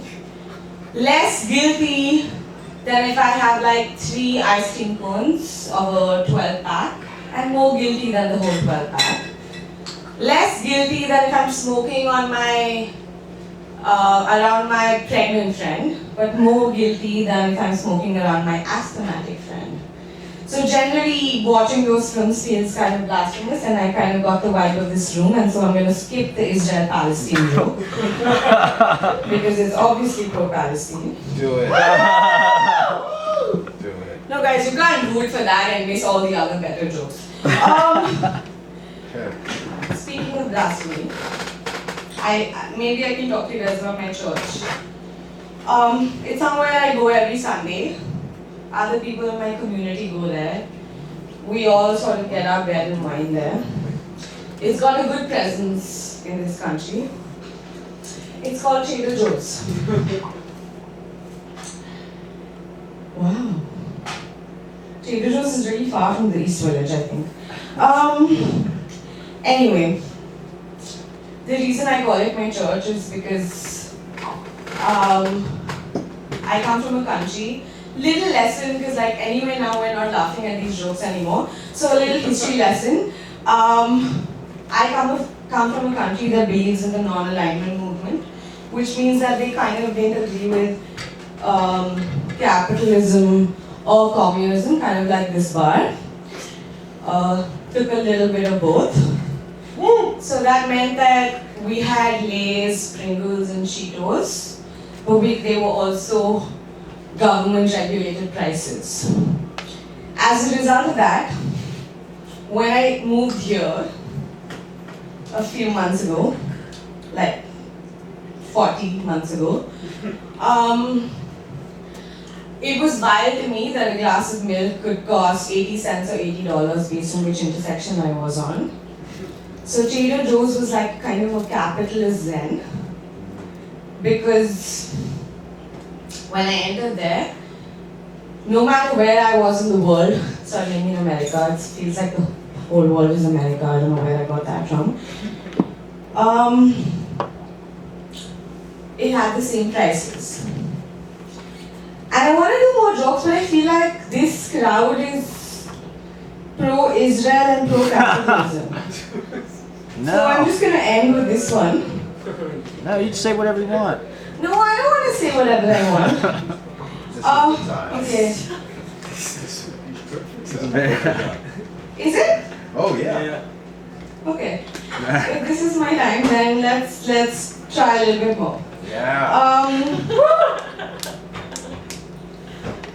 The other reason I like Trader Joe's is because I thought it eliminated choice for me. And America's a weird country. They like choice when it comes to supermarkets, but not so much when it comes to my uterus. And so, when I entered other markets before I discovered Trader Joe's, I had to do like the kind of analysis where I was comparing 8 different types of milk. Of course, I got lactose intolerant after I got here, so 15 other types of milk alternatives. And comparing them across prices. And that's the kind of data analysis that prevented me from being a woman in STEM. My mother, who is a woman in STEM, spent 1.5 hours because I gave her the Vegas instructions of milk and eggs. Like, she didn't know I wanted 2% lactose-free milk, and I don't know, antibiotic, pasture-raised, whatever the fuck eggs. I actually believe in that because like I'm like one of those people who hates on all of this but like secretly dwells very happily in it. I'm going to end with, I used to make this joke about lights, which I don't know if it still applies, but here goes. I felt like every time I walked around stores that had shitty lighting, like terrible white light, like you're like the KGB room but from like the 87s and not the 2022s. Where you can just generally see the price and everything is cheap. And like fancy stores had very warm, environment-friendly lighting so that you don't have to see their price. I realized that the lighting in Trader Joe's is like the lighting in an open mic. Necessary and fucking irrelevant at the same time. Thank you, you guys. This has been my time. Hell yeah. And also, give it up for Matt. He's awesome. Woo! Yeah. Woo! Oh, wow. Also, like, Matt didn't lighted me on my birthday but didn't like me today. I don't know what that means, but I think he doesn't like birthdays. Thank you. Give it up for Sarabhi Dahr. We love it. We want to hear the controversial take on the Israel-Palestinian conflict.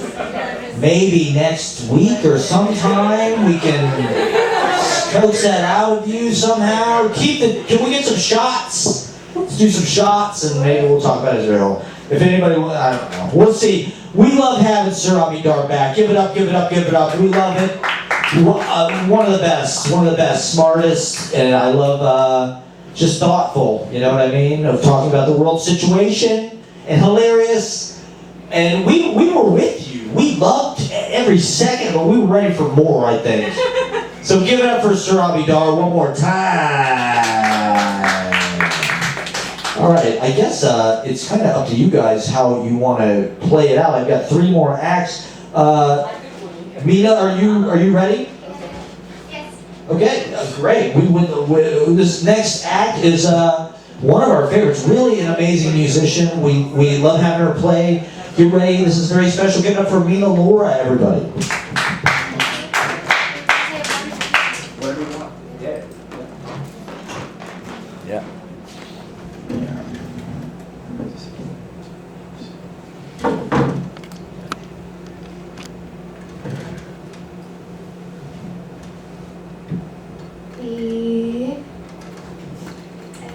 This is a song I wrote called The Flavor. Woo!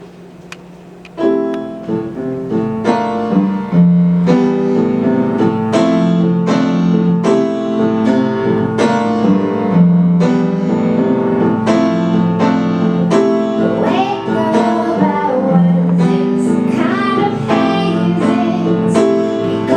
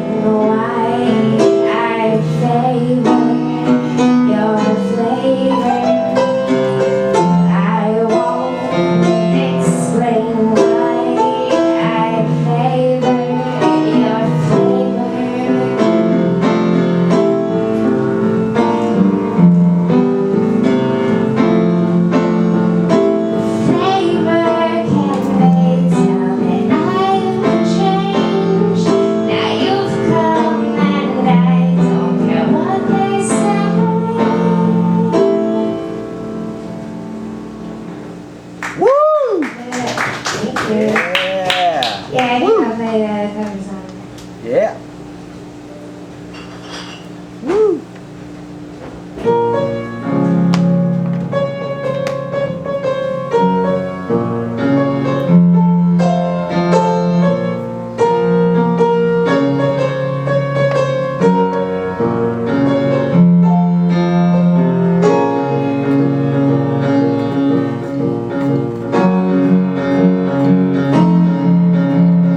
First things first, I'ma say all the words inside my head. I'm fired up and tired of the way that things have been. The way that things have been. Second thing, second, don't you tell me who you think that I could be. I'm the one at the sail, I'm the master of my sea. The master of my sea.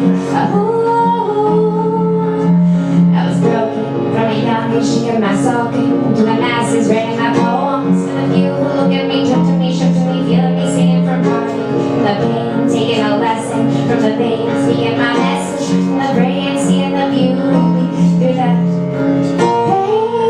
You bring me down and build me up, believer, believer. Yeah, pain. You bring me down and build me up, believer.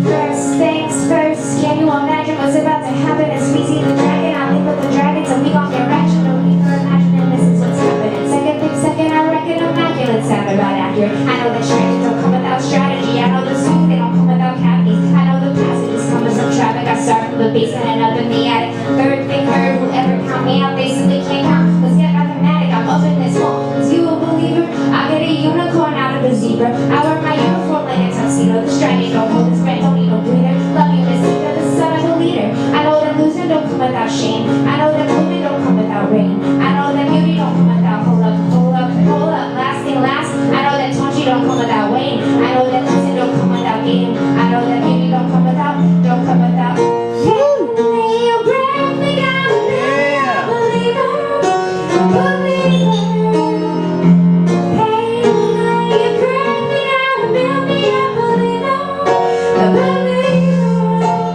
Pain, let the bullets fly, you let them rain.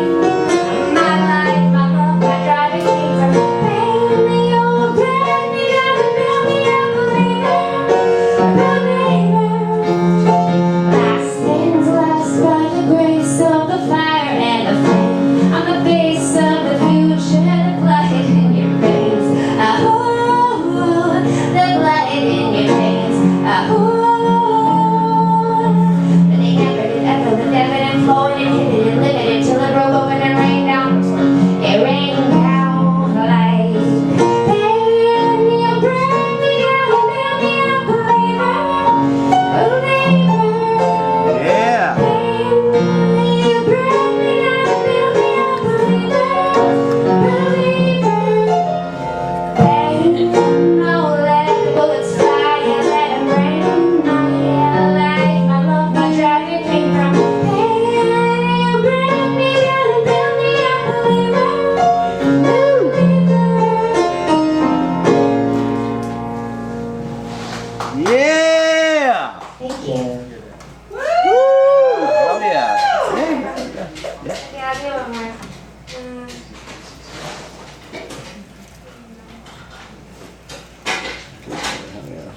It's called Strawberry Clouds. Yeah. Woo! Yeah.